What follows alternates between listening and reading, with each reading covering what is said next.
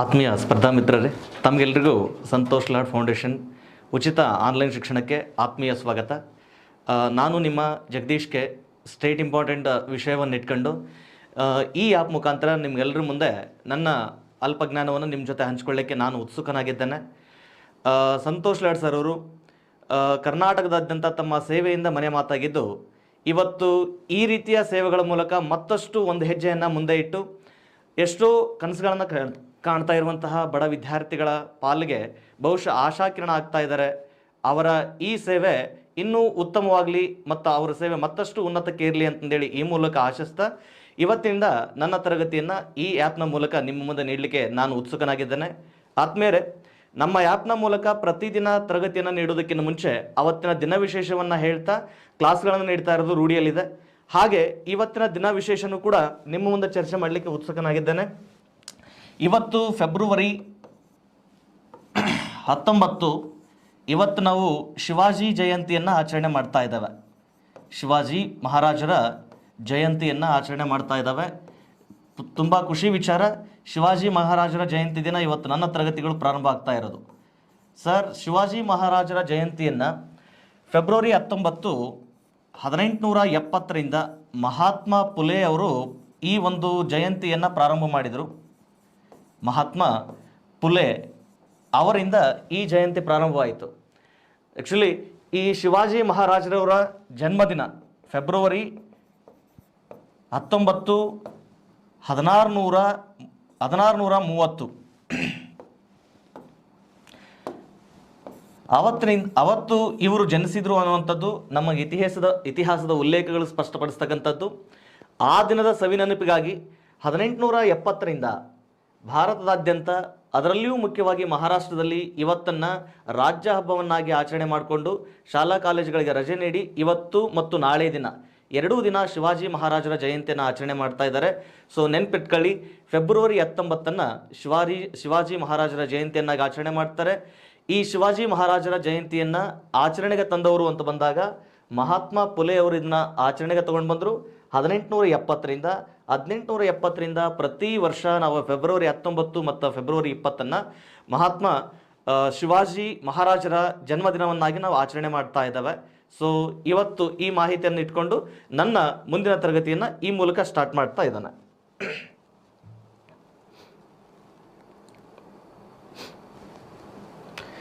ಆತ್ಮೀಯರೇ,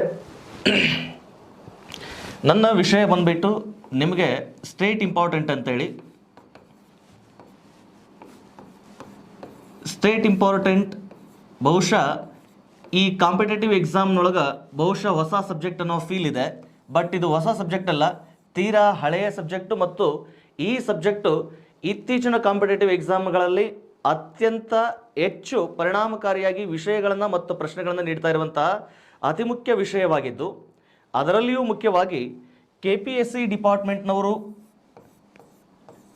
ಪ್ರಶ್ನೆ ಪತ್ರಿಕೆ ರೆಡಿ ಮಾಡುವಲ್ಲಿ ಈ ಸ್ಟೇಟ್ ಇಂಪಾರ್ಟೆಂಟ್ ವಿಷಯವನ್ನು ಅತಿ ಮುಖ್ಯ ವಿಷಯವನ್ನಾಗಿ ಪರಿಗಣಿಸಿ ಅತಿ ಹೆಚ್ಚು ಪ್ರಶ್ನೆಗಳನ್ನು ನೀಡ್ಕೊತ ಬರ್ತಾ ಇದ್ದಾರೆ. ಅದರಲ್ಲಿಯೂ ಮುಖ್ಯವಾಗಿ ಈ ಸ್ಟೇಟ್ ಇಂಪಾರ್ಟೆಂಟ್ ವಿಷಯದಿಂದ KS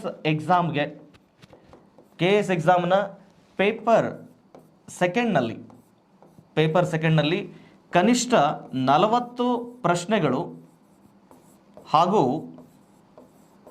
ಪ್ರತಿ ಪ್ರಶ್ನೆಗೆ 2 ಅಂಕದಂತೆ ಸುಮಾರು 80 ಅಂಕಗಳವರೆಗೆ ಈ ಒಂದು ವಿಷಯದ ಮೇಲೆ ಪ್ರಶ್ನೆಗಳಿರ್ತವೆ. ಮುಖ್ಯವಾಗಿ ಪೇಪರ್ ಸೆಕೆಂಡಲ್ಲಿ ಈ ಸ್ಟೇಟ್ ಇಂಪಾರ್ಟೆಂಟ್ ಸಬ್ಜೆಕ್ಟ್ ಮೇಲೆ ಸುಮಾರು 40 ಪ್ರಶ್ನೆಗಳು ಹಾಗೂ 80 ಅಂಕಗಳನ್ನು ಇದೇ ಸಬ್ಜೆಕ್ಟ್ ಮೂಲಕನೇ ನೀಡ್ಕೊಂಡು ಬರ್ತಾ ಇದ್ದಾರೆ. ಈ ಪ್ರಶ್ನೆ ಪತ್ರಿಕೆಯ ವಿಧಾನ ಬದಲಾದ ನಂತರ, ಸೊ 2014 ನಂತರ KSನಲ್ಲಿ ಸುಮಾರು ಇಲ್ಲಿಗೆ 3 ಪ್ರಮುಖ ಪ್ರಿಲಿಮ್ಸ್ ಎಕ್ಸಾಮ್ಗಳು ನಡೆದು, ಆ 3 ಪ್ರಿಲಿಮ್ಸ್ನ ಎಕ್ಸಾಮ್ಗಳಲ್ಲಿ ಈ ಸಬ್ಜೆಕ್ಟ್ಗಳ ಮೂಲಕ ಪ್ರತಿ ಪೇಪರ್ನಲ್ಲಿಯೂ ಕೂಡ 40 ಮತ್ತು 40ಕ್ಕಿಂತ ಹೆಚ್ಚು ಅಂಕಗಳನ್ನು ನೀಡ್ಕೊಂಡು ಬರ್ತಾ ಇದ್ದಾನೆ.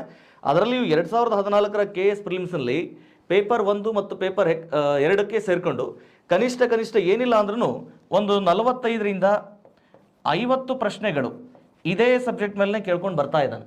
ಕೇವಲ ಇದು KSನ ಪ್ರಿಲಿಮ್ಸ್ನ ಅಷ್ಟೇ ಅಲ್ಲದೆ KSನ ಮೇನ್ಸ್ನ ಸಿಲೆಬಸ್ಗೂ ಕೂಡ ನಮಗೆ GS ಪೇಪರ್ಗಳಲ್ಲಿ ನಾವು ಪ್ರಬಂಧಗಳನ್ನು ಬರೆಯುವಂಥ ಸಂದರ್ಭದಲ್ಲಿ ಮತ್ತು GS ಪೇಪರ್ಗಳಲ್ಲಿ ಆಗಿರ್ಬೋದು, ಈ ಕರ್ನಾಟಕದ ರಾಜ್ಯ ವಿಷಯಗಳನ್ನು ಇಟ್ಕೊಂಡು ಸಾಕಷ್ಟು ಹೆಚ್ಚಿನ ಪ್ರಮಾಣದಲ್ಲಿ ನಮಗೆ ಪ್ರಶ್ನೆಗಳು ಕೂಡ ಬರ್ತಾ ಇದ್ದಾವೆ. ಆ ಒಂದು ವಿಷಯಗಳನ್ನು ಈ ಒಂದು ಆ್ಯಪ್ನ ಮೂಲಕ ನಿಮ್ಮ ಮುಂದೆ ಪರಿಚಯಿಸ್ತಾ ಇರೋದು ತುಂಬ ಖುಷಿ ವಿಚಾರ. ಎಷ್ಟೋ ವಿದ್ಯಾರ್ಥಿಗಳಿಗೆ ಬಹುಶಃ ಈ ಸಬ್ಜೆಕ್ಟ್ನ ಅನುಭವ ಇರಲಿಕ್ಕಿಲ್ಲ, ಈ ಸಬ್ಜೆಕ್ಟ್ನ ಪರಿಚಯ ಇರಲಿಕ್ಕಿಲ್ಲ. ಆದರೆ ಈ ಸಬ್ಜೆಕ್ಟ್ ಇತ್ತೀಚಿನ ದಿನಮಾನಗಳಲ್ಲಿ ಅತಿ ಹೆಚ್ಚು ಪ್ರಶ್ನೆಗಳನ್ನು ನೀಡ್ತಾ ಇರುವಂತಹ ವಿಷಯವಾಗಿ ಇವತ್ತು ಮುಂದುವರಿತಾ ಇದೆ. ಇವತ್ತು KS ಎಕ್ಸಾಮ್ ಆಗಿರ್ಬೋದು, PSI ಎಕ್ಸಾಮ್ಗಳಾಗಿರ್ಬೋದು, ಅಥವಾ ಇನ್ನಿತರ ಯಾವುದೇ ಡಿಪಾರ್ಟ್ಮೆಂಟ್ನ ಎಕ್ಸಾಮ್ಗಳಾಗಿರ್ಬೋದು, ಇವತ್ತು ಎಲ್ಲ ಎಕ್ಸಾಮ್ಗಳಲ್ಲಿ ಈ ಸ್ಟೇಟ್ ಇಂಪಾರ್ಟೆಂಟ್ ತನ್ನದೇ ಆದಂತಹ ಪ್ರಶ್ನೆಗಳನ್ನು ನೀಡ್ಕೊಂಡು ಬರ್ತಾ ಇದೆ. ಹಾಗಾಗಿ ಈ ಒಂದು ವಿಷಯ ಕೇವಲ KPSCಗೆ ಅಷ್ಟೇ ಸಂಬಂಧಪಡದೆ ಇವನ್ PSI ವಿದ್ಯಾರ್ಥಿಗಳಿಗೂ ಕೂಡ, PSI ವಿದ್ಯಾರ್ಥಿಗಳಲ್ಲಿ ಅದರಲ್ಲಿಯೂ ಪೇಪರ್ ಫಸ್ಟ್ ಪ್ರಬಂಧ ಬರೆಯುವಂತಹ ಸಂದರ್ಭದಲ್ಲಿ ಈ ವಿಷಯದ ಮೂಲಕ ಅತಿ ಹೆಚ್ಚು ವಿಷಯಾಂಶಗಳು ವಿದ್ಯಾರ್ಥಿಗಳಿಗೆ ಪ್ರಬಂಧದ ವಿಷಯ ವಸ್ತುಗಳಾಗಿ ತುಂಬ ಮುಖ್ಯವಾಗಿ ಬಳಕೆಯಲ್ಲಿ ಬರ್ತಾ ಇದ್ದಾವೆ. ಅವು ಹೇಗೆ ಬರ್ತಾ ಇದ್ದಾವೆ ಅನ್ನೋದನ್ನೇ ಇವತ್ತಿನ ಈ ಒಂದು ಪ್ರಾರಂಭಿಕ ದಿನಗಳಲ್ಲಿ, ಪ್ರಾರಂಭಿಕದ ಈ ಕ್ಲಾಸ್ನಲ್ಲಿ ನಿಮಗೆ ಸೂಕ್ಷ್ಮವಾಗಿ ಒಂದಿಷ್ಟು ತಿಳ್ಕೊಳ್ಳಿಕ್ಕೆ ಪ್ರಯತ್ನ ಮಾಡ್ತಾನೆ. ಈ ಒಂದು ತರಗತಿ ಬಹುಶಃ ಸ್ಟೇಟ್ ಇಂಪಾರ್ಟೆಂಟ್ ಯಾವ್ಯಾವ ಎಕ್ಸಾಮ್ಗಳಿಗೆ ಹೇಗೆ ಅನುಕೂಲ ಆಗ್ತದೆ, ಇದರಲ್ಲಿನ ವಿಷಯಗಳು ಹೇಗಿದ್ದಾವೆ, ಈ ವಿಷಯ ಇವನ್ KS ಪ್ರಿಲಿಮ್ಸ್ಗಳಿಗಾಗಿರ್ಬೋದು, KS ಮೇನ್ಸ್ಗಾಗಿರ್ಬೋದು, PSI first paper ಮತ್ತು PSI ಸೆಕೆಂಡ್ ಪೇಪರ್ಗೆ, ಆನಂತರ ಇನ್ನಿತರ ಉಳಿದ ಎಕ್ಸಾಮ್ಗಳಿಗೆ ಹೇಗೆಲ್ಲ ಬಳಕೆ ಆಗುತ್ತೆ ಮತ್ತು ಹೇಗೆಲ್ಲ ಹೆಲ್ಪ್ ಆಗುತ್ತೆ ಅನ್ನೋದನ್ನು ಈ ಮೂಲಕ ಇವತ್ತು ತಿಳ್ಕೊಳ್ಳೋದಕ್ಕೆ ಪ್ರಯತ್ನ ಮಾಡೋಣ. ಇದರಲ್ಲಿ ಮುಖ್ಯವಾಗಿ ಸ್ಟೇಟ್ ಇಂಪಾರ್ಟೆಂಟ್ ವಿಷಯ ಏನೆಲ್ಲ ವಿಷಯಗಳನ್ನು ಒಳಗೊಂಡಿರುತ್ತೆ, ಇದರಲ್ಲಿರುವಂತಹ ವಿಷಯಾಂಶಗಳು ಅಂತ ಬಂದಾಗ ಇದರಲ್ಲಿರುವಂತಹ ವಿಷಯಾಂಶಗಳು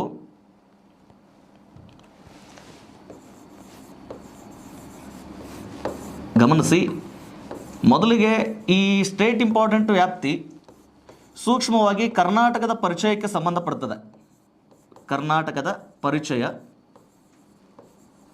ಹಾಗೆ ಕರ್ನಾಟಕದ ಆರ್ಥಿಕ ಸಮೀಕ್ಷೆ ನೆನಪಿರಲಿ. ಈ ಆರ್ಥಿಕ ಸಮೀಕ್ಷೆ ಇವತ್ತು ಅತಿ ಹೆಚ್ಚು ಪ್ರಶ್ನೆಗಳನ್ನು ಕೇಳ್ತಾ ಇರುವಂತಹ ವಿಷಯ. ಹೆಚ್ಚು ಕಡಿಮೆ ಈ state important is nothing but economic survey ಅನ್ನೋ ಹಾಗೆಯೇ ಇವತ್ತು ಇದು ಪ್ರಚಲಿತ ಇರತಕ್ಕಂಥದ್ದು. ಇವುಗಳ ಜೊತೆಗೆ ಕರ್ನಾಟಕದ ಬಜೆಟ್ಗೆ ಸಂಬಂಧಪಟ್ಟಂತಹ ವಿಷಯಾಂಶಗಳು ಕೂಡ ಈ ಒಂದು ಅಂಶದಲ್ಲಿ ಸೇರ್ಪಡೆ ಆಗ್ತಾ ಇರುವಂಥದ್ದು. ಬಜೆಟ್ನ ಮೂಲಕ ಕಳೆದ ವರ್ಷದ ಈ ಆಗಸ್ಟ್ ತಿಂಗಳಲ್ಲಿ ನಡೆದಂತಹ KS ಪ್ರಿಲಿಮ್ಸ್ ಅಂದರೆ 2020 ಆಗಸ್ಟ್ನಲ್ಲಿ ನಡೆದಂತಹ ಪ್ರಿಲಿಮ್ಸ್ನಲ್ಲಿ ಈ ಬಜೆಟ್ ಮೂಲಕನೇ ಸುಮಾರು 8ರಿಂದ 10 ಪ್ರಶ್ನೆಗಳು ಕೇವಲ ಬಜೆಟ್ ಮೂಲಕನೇ ಬಂದಿರತಕ್ಕಂಥದ್ದು. ಅದರಲ್ಲಿಯೂ ಮುಖ್ಯವಾಗಿ ಈ ಬಜೆಟ್ ಮೇಲೆ ನೇರ ಪ್ರಶ್ನೆ 2020 ಮತ್ತು 21ನೇ ಸಾಲಿನ ಬಜೆಟ್ ಅದರ ಗಾತ್ರ ಏನಿತ್ತು ಅಂತೇಳಿ ನೇರವಾದ ಪ್ರಶ್ನೆನೇ ಕೂಡ ನೀಡ್ಕೊಂಡು ಬಂದಿದ್ದಾನೆ. ಅವುಗಳನ್ನ ಈ ಮುಂದಿನ ತರಗತಿಯಲ್ಲಿ ಚರ್ಚೆ ಮಾಡ್ತಾನೆ. ಬಜೆಟ್ನ ಜೊತೆಗೆ ಈ ಒಂದು ವಿಷಯದ ಮೂಲಕ ಜೊತೆಗೆ ನಮಗೆ ರಾಜ್ಯದ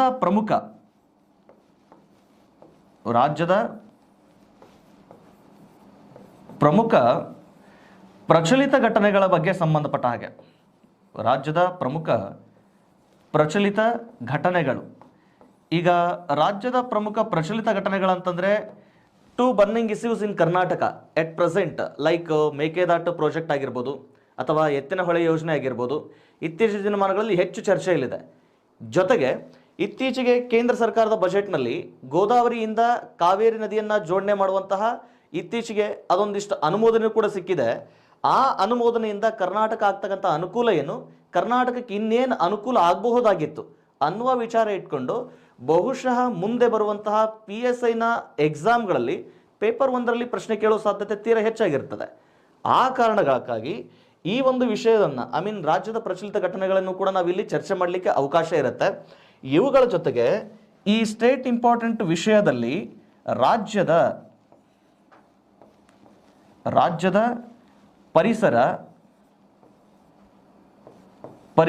ಸಂರಕ್ಷಣೆ, ಆಮೇಲೆ ವನ್ಯಜೀವಿ ಸಂರಕ್ಷಣಾ ವಲಯಗಳು, ಇವೆಲ್ಲವುಗಳನ್ನ ಕುರಿತು ನಾವಿಲ್ಲಿ ಚರ್ಚೆ ಮಾಡ್ಬೋದು. ನೆನ್ಪಿಟ್ಕೊಳ್ಳಿ, ಈ ರಾಜ್ಯದ ಪರಿಸರ ಸಂರಕ್ಷಣೆ ಅಥವಾ ಅರಣ್ಯ ವಲಯ, ವನ್ಯಜೀವಿಗಳು, ವನ್ಯಜೀವಿ ಸಂಪನ್ಮೂಲಗಳು, ಇವುಗಳನ್ನು ಇಟ್ಕೊಂಡು ಡೆಫಿನೆಟ್ಲಿ 1-2 ಪ್ರಶ್ನೆಗಳು ಪ್ರತಿ ಎಕ್ಸಾಮ್ನಲ್ಲಿಯೂ ಪ್ರಶ್ನೆ ಆಗ್ತಾ ಇರ್ತದೆ.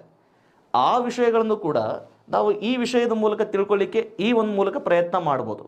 ಹೀಗಾಗಿ ಈ ಒಂದು ಸಬ್ಜೆಕ್ಟು ಮುಂದಿನ ಎಕ್ಸಾಮ್ಗಳಲ್ಲಿ ಅಥವಾ ಮುಂಬರುವಂತಹ ಎಲ್ಲ ಎಕ್ಸಾಮ್ಗಳಲ್ಲಿ ತುಂಬ ಹೆಚ್ಚು ವಿಷಯಗಳ ಮೂಲಕ ತುಂಬ ಹೆಚ್ಚು ಪ್ರಶ್ನೆಗಳನ್ನು ನೀಡುವುದರ ಮೂಲಕ ವಿದ್ಯಾರ್ಥಿಗಳನ್ನು ತಲುಪ್ತಾ ಇದೆ. ಆ ಕಾರಣಕ್ಕೆ ಈ ಒಂದು ನಮ್ಮ ಈ ಫೌಂಡೇಶನ್ ಮೂಲಕ, ಈ ಆ್ಯಪ್ನ ಮೂಲಕ ಈ ವಿಷಯವನ್ನು ಇನ್ನು ಮುಂದೆ ಸುದೀರ್ಘವಾಗಿ ನಿಮ್ಮ ಮುಂದೆ ಚರ್ಚೆ ಮಾಡಲಿಕ್ಕೆ ನಾನು ರೆಡಿ ಇದ್ದೇನೆ. ಅದರ ಸದುಪಯೋಗ ಪಡೆದುಕೊಳ್ಳಿಕ್ಕೆ ನೀವು ಉತ್ಸುಕರಾಗಿರಿ ಅಂತ ಹೇಳ್ತಾ ಇವತ್ತಿನ ಒಂದಿಷ್ಟು ಪ್ರಾರಂಭದ ಹಂತವನ್ನು ನಿಮ್ಮ ಮುಂದೆ ಪರಿಚಯ ಮಾಡ್ತಾ ಇದ್ದೇನೆ. ಆದ್ಮೇಲೆ ಇಲ್ಲಿ ಗಮನಿಸಿ, ಈಗ ಇದಕ್ಕೆ ಸಂಬಂಧಪಟ್ಟ ಹಾಗೆ ಕೆಲವೊಂದಿಷ್ಟು ಪ್ರಶ್ನೆಗಳನ್ನು ಗಮನಿಸ್ಕೊಳ್ಳೋಣ. ಈ ಮುಂಚೆ ನಡೆದಂತಹ ಪ್ರಶ್ನೆಗಳಲ್ಲಿ, ಈ ಮುಂಚೆ ನಡೆದಂತಹ ಎಕ್ಸಾಮ್ಗಳಲ್ಲಿ ಇಲ್ಲಿ ನೋಡ್ರಿ, ಈಗ ಇಲ್ಲೊಂದು ಪ್ರಶ್ನೆ ಇದೆ ನಮಗೆ. ಕರ್ನಾಟಕ ಸರ್ಕಾರವು 2019 ಫೆಬ್ರವರಿ 28ರಂದು ಜಲಾಮೃತ ಯೋಜನೆಯನ್ನು ಚಾಲನೆಗೊಳಿಸಿತು. ಜಲ ಕಾರ್ಯಗಳ ಅಂದರೆ ಈ ಪ್ರಶ್ನೆ ತೀರ ಇತ್ತೀಚೆಗೆ ಬಂದಂತಹ ಪ್ರಶ್ನೆ. 2020 KS ಪ್ರಿಲಿಮ್ಸ್ ಆಗಸ್ಟ್ ತಿಂಗಳಲ್ಲಿ ನಡೆದಂತಹ KS ಪ್ರಿಲಿಮ್ಸ್ ಎಕ್ಸಾಮ್ನಲ್ಲಿ ಈ ಥರದ ಒಂದು ಪ್ರಶ್ನೆ ಈ ಸಬ್ಜೆಕ್ಟ್ ಮೂಲಕ ಬಂದಿರತಕ್ಕಂಥದ್ದು. ನೀವು ಗಮನಿಸ್ರಿ, ಈ ಪ್ರಶ್ನೆ ಹೇಗಿದೆ ನೋಡಿ. ಕರ್ನಾಟಕ ಸರ್ಕಾರದ ಒಂದು ಅತಿ ಮುಖ್ಯ ಜನಪ್ರಿಯ ಯೋಜನೆಯನ್ನು ನಮಗೆ ಆ ಯೋಜನೆ ಹೇಗಿದೆ ಅನ್ನೋದನ್ನು ಆಧಾರವಾಗಿಟ್ಕೊಂಡು ಕೆಲವೊಂದಿಷ್ಟು ಸ್ಟೇಟ್ಮೆಂಟ್ಗಳ ಮೂಲಕ ನಮಗೆ ಪ್ರಶ್ನೆ ಕೇಳಿದಾನೆ. ಆದ್ಮೇಲೆ ನೆನ್ಪಿಟ್ಕೊಳ್ಳಿ, ಇವತ್ತು ನಮಗೆ ಏನೆಲ್ಲ ಪ್ರಶ್ನೆಗಳನ್ನು ಕೇಳ್ತಾ ಇದ್ದಾನೋ ಅವೆಲ್ಲವೂ ಸ್ಟೇಟ್ಮೆಂಟ್ಗಳ ಮೂಲಕ ಕೇಳ್ತಾ ಇದ್ದಾನಂದರೆ ಆ ಪ್ರಶ್ನೆಗಳು ಕಾನ್ಸೆಪ್ಟ್ ಮೇಲೆ ಕೇಳ್ತಾ ಇದ್ದಾನೆ ಅಂತ ಅರ್ಥ. ಕಾನ್ಸೆಪ್ಟ್ ಬೇಸ್ಡ್ ಕ್ವಶನ್ಸ್ ಅಂದರೆ ನಾವು ಒಂದು ವಿಷಯವನ್ನು ಎಷ್ಟು ಚೆನ್ನಾಗಿ ಅರ್ಥೈಸ್ಕೊಂಡಿದ್ದಾವೆ, ಆ ಅರ್ಥೈಸ್ಕೊಂಡಿದ್ದು ನೀವೆಷ್ಟು ಚೆನ್ನಾಗಿ ವಿವರಿಸ್ಲಿಕ್ಕೆ ಸಾಧ್ಯ ಆಗ್ತದೆ ಮತ್ತು ಎಷ್ಟು ತಿಳ್ಕೊಂಡಿದ್ದೀರಿ ಅನ್ನೋ ಆಧಾರದ ಮೇಲೆ ನಮಗೊಂದು 3 ರಿಂದ 4 ಸ್ಟೇಟ್ಮೆಂಟ್ಗಳನ್ನು ಕೊಡ್ತಾನೆ. ಆ ಸ್ಟೇಟ್ಮೆಂಟ್ಗಳಲ್ಲಿ ಯಾವ ಸರಿ ಇದೆ, ಯಾವುದು ತಪ್ಪಿದೆ ಅಂತೇಳಿ ನಾವು ಅವುಗಳನ್ನು ಉತ್ತರ ಕೊಡಲಿಕ್ಕೆ ಸಾಧ್ಯ ಆಗಬೇಕು. ಆ ನಿಟ್ಟಿನಲ್ಲಿ ಇದೊಂದು ಪ್ರಶ್ನೆ ಇದೆ, ಸೂಕ್ಷ್ಮ ಗಮನಿಸಿ. ಇದು ಪ್ರಶ್ನೆ 2020 KS ಪ್ರಿಲಿಮ್ಸ್ನಲ್ಲಿ ಕೇಳಿದಂಥ ಪ್ರಶ್ನೆ. ಗಮನಿಸಿ, ಕರ್ನಾಟಕ ಸರ್ಕಾರವು 2019 ಫೆಬ್ರವರಿ 28ರಂದು ಜಲಾಮೃತ ಯೋಜನೆಯನ್ನು ಚಾಲನೆಗೊಳಿಸಿತು.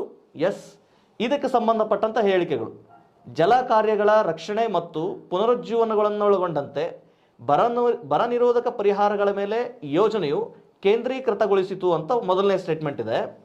ಆಮೇಲೆ ಕರ್ನಾಟಕದ ಜಲಸಂಪನ್ಮೂಲ ಇಲಾಖೆಯು ಜಲಾಮೃತ ಯೋಜನೆಯನ್ನು ಅನುಷ್ಠಾನಗೊಳಿಸುವ ನೋಡಲ್ ಇಲಾಖೆಯಾಗಿದೆ ಅಂತ ಹೇಳ್ತಾ ಇದ್ದಾನೆ. ಇದನ್ನು ಸ್ವಲ್ಪ ಸೂಕ್ಷ್ಮವಾಗಿ ಗಮನದಲ್ಲಿ ಇಟ್ಕೊಳ್ಳಿ. ಎರಡನೇ ಸ್ಟೇಟ್ಮೆಂಟನ್ನು ಇಲ್ಲಿ ಯಾವುದು ನೋಡಲ್ ಸಂಸ್ಥೆಯಾಗಿದೆ ಅಂತ ಹೇಳ್ತಾ ಇದ್ದಾನೆ ಅಂದರೆ ಕರ್ನಾಟಕ ಜಲಸಂಪನ್ಮೂಲ ಇಲಾಖೆ ಈ ಯೋಜನೆಯ ನೋಡಲ್ ಸಂಸ್ಥೆ ಆಗಿದೆ ಅಂತ ಹೇಳ್ತಾ ಇದ್ದಾನೆ. ಇದನ್ನು ಸ್ವಲ್ಪ ಸೂಕ್ಷ್ಮ ಗಮನಿಸಿ. ಇದನ್ನ ಎಕ್ಸ್ಪ್ಲೇನ್ ಮಾಡಬೇಕಾದ್ರೆ ಇದು ರೈಟ್ ಆರ್ ರಾಂಗ್ ನಿಮ್ಗೆ ಗೊತ್ತಾಗ್ತದೆ. ಇದು ಒಂದು ಸಮುದಾಯ ಚಾಲಿತ ಯೋಜನೆ ಆಗಿದೆ. ಎಸ್, ಅಫ್ಕೋರ್ಸ್, ಇದೊಂದು ಸ್ಟೇಟ್ಮೆಂಟ್ ನೆನ್ಪಿಟ್ಕೊಳ್ಳಿ. ಆಮೇಲೆ ಯೋಜನೆ ಅಡಿಯ ಜಲ ಸಂರಕ್ಷಣಾ ಕಾರ್ಯತಂತ್ರವು ಇದನ್ನು ಒಳಗೊಳ್ಳುವುದು. ಏನನ್ನ? ಜಲ ಸಾಕ್ಷರತೆಯನ್ನು, ಜಲ ಕಾರ್ಯಗಳ ಪುನರುಜ್ಜೀವನ ಮತ್ತು ನೀರು ಮತ್ತು ಅರಣ್ಯೀಕರಣದ ಬಗ್ಗೆ ಅರಿವು ಅಂತಂದು ಹೇಳ್ತಾ ಇದ್ದಾನೆ. ನೆನ್ಪಿಟ್ಕೊಳ್ಳಿ, ಜಲಸಾಕ್ಷರತೆ, ಜಲ ಕಾರ್ಯಗಳ ಪುನರುಜ್ಜೀವನ ಮತ್ತು ನೀರು, ಅರಣ್ಯೀಕರಣದ ಬಗ್ಗೆ ಅರಿವು. ಈ ರೀತಿಯ 4 ಹೇಳಿಕೆಗಳನ್ನು ಕೊಟ್ಟು ಈ ಹೇಳಿಕೆಗಳಲ್ಲಿ ಯಾವುದು ಸರಿ ಇದೆ ಅನ್ನುವಂಥದ್ದನ್ನು, ಈ ಹೇಳಿಕೆಗಳಲ್ಲಿ ಯಾವುದು ಸರಿ ಇದೆ ಅನ್ನುವಂಥದ್ದು ಪ್ರಶ್ನೆ ಕೇಳ್ತಾ ಇದ್ದಾನೆ.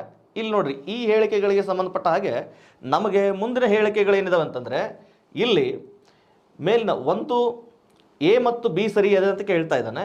ಆಮೇಲೆ ಬಿ ಸಿ ಮತ್ತು ಡಿ ಸರಿ ಇದೆ ಅಂತ ಕೇಳ್ತಾ ಇದ್ದಾನೆ. ಎ ಸಿ ಮತ್ತು ಡಿ ಸರಿ ಇದೆಯಾ ಅಂತ ಕೇಳ್ತಾ ಇದ್ದಾನೆ, ಅಥವಾ ಮೇಲಿನ ಎಲ್ಲವುಗಳು ಸರಿ ಅಂತ ಕೇಳ್ತಾ ಇದ್ದಾನೆ. ಗಮನಿಸಿ ಸರ್, ಜಲಾಮೃತ ಯೋಜನೆ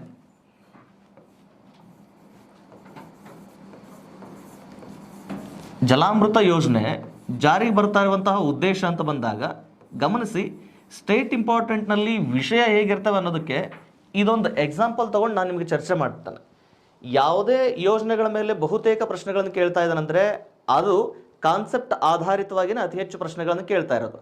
ಹೀಗಾಗಿ ಪ್ರತಿ ಯೋಜನೆಯನ್ನು ಸ್ವಲ್ಪ ಅದರ ಹಿನ್ನೆಲೆಯನ್ನು ಇಟ್ಕೊಂಡು ತಿಳ್ಕೊಳ್ಳಿಕ್ಕೆ ಪ್ರಯತ್ನ ಮಾಡಿದರೆ ಹೇಳಿಕೆಗಳನ್ನು ನಾವು ಸುಲಭವಾಗಿ ಅರ್ಥೈಸ್ಕೋಬೋದು. ಆನಂತರ ಅವುಗಳಿಗೆ ಉತ್ತರಗಳನ್ನು ಕೂಡ ನಾವು ಕಂಡುಕೊಳ್ಳಿಕ್ಕೆ ಸಾಧ್ಯ ಆಗುತ್ತೆ. ಆ ನಿಟ್ಟಿನಲ್ಲಿ ಜಲಾಮೃತ ಯೋಜನೆ ಅಂತ ಬಂದಾಗ ಸರ್, ಈ ಯೋಜನೆ 2020 ಮತ್ತು 21ನೇ ಸಾಲಿನಲ್ಲಿ ಈ ಒಂದು ಯೋಜನೆಯನ್ನು ಜಾರಿಗೊಳಿಸಲಾಗಿತ್ತು ಅಂತ ಹೇಳ್ತಾರೆ. ಈ ಯೋಜನೆ ಬರೋದಕ್ಕಿಂತ ಮುಂಚೆ ಬಹುಶಃ 2016, 17 ಮತ್ತು 18ರ ಸಂದರ್ಭದೊಳಗೆ ಕರ್ನಾಟಕದಲ್ಲಿ ಸತತ 3 ವರ್ಷ ಬರಗಾಲ ಬಿದ್ದಿರ್ತದೆ. ಬರಗಾಲದ ಪರಿಣಾಮ ರಾಜ್ಯದ ಬಹುತೇಕ ಪ್ರದೇಶ ಬರಪೀಡಿತಗೊಂಡು ಇಲ್ಲಿನ ಅಂತರ್ಜಲದ ಮಟ್ಟ ಸಂಪೂರ್ಣ ಕುಸಿತ ಆಗಿರ್ತದೆ. ಈ ಒಂದು ಸಮಸ್ಯೆಯನ್ನು ಅರಿತುಕೊಂಡಂತಹ ಕರ್ನಾಟಕ ಸರ್ಕಾರ ಏನು ಮಾಡ್ತದೆ, ಈ ರಾಜ್ಯದಲ್ಲಿ ಜಲಸಾಕ್ಷರತೆಯನ್ನು ಮೂಡಿಸಬೇಕು. ಜಲಸಾಕ್ಷರತೆ ಅಂದರೆ ಪದ ನೋಡ್ರಿ ಎಷ್ಟು ಉತ್ತಮವಾದಂತಹ ಪದ ಬಳಕೆ ಆಗಿದೆ ಇಲ್ಲಿ. ಇಲ್ಲಿ ಜಲಸಾಕ್ಷರತೆ ಅಂತಂದ್ರೆ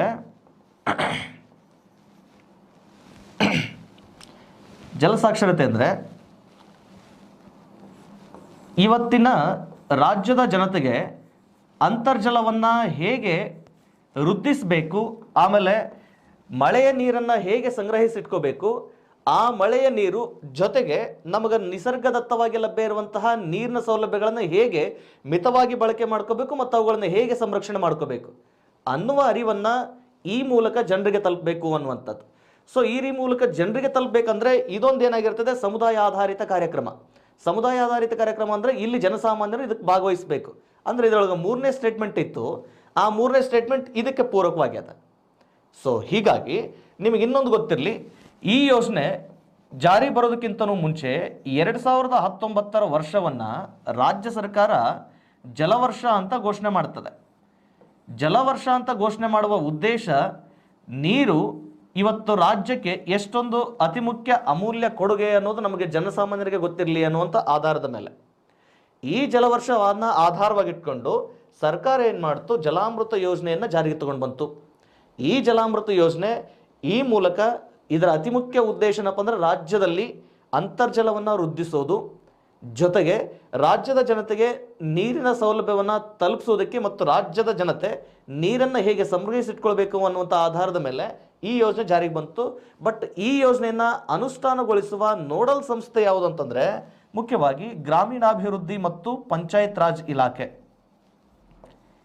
ಇಲ್ಲಿ ಈ ಒಂದು ಯೋಜನೆ ಜಾರಿ ಬರೋದು ನೋಡಲ್ ಸಂಸ್ಥೆ ಯಾವುದಾಗಿರ್ತದೆ ಅಂತಂದರೆ ಗ್ರಾಮೀಣಾಭಿವೃದ್ಧಿ ಮತ್ತು ಪಂಚಾಯತ್ ರಾಜ್ ಇಲಾಖೆ.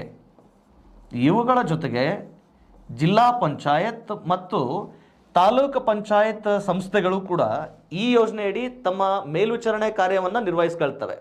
ಪರಿಣಾಮ ಗಮನಿಸಿ, ಈ ಕೊಟ್ಟಂತಹ ಹೇಳಿಕೆಗಳೇನಿದ್ದು ನೋಡ್ರಿ, ಕೊಟ್ಟಂತಹ ಹೇಳಿಕೆಗಳಲ್ಲಿ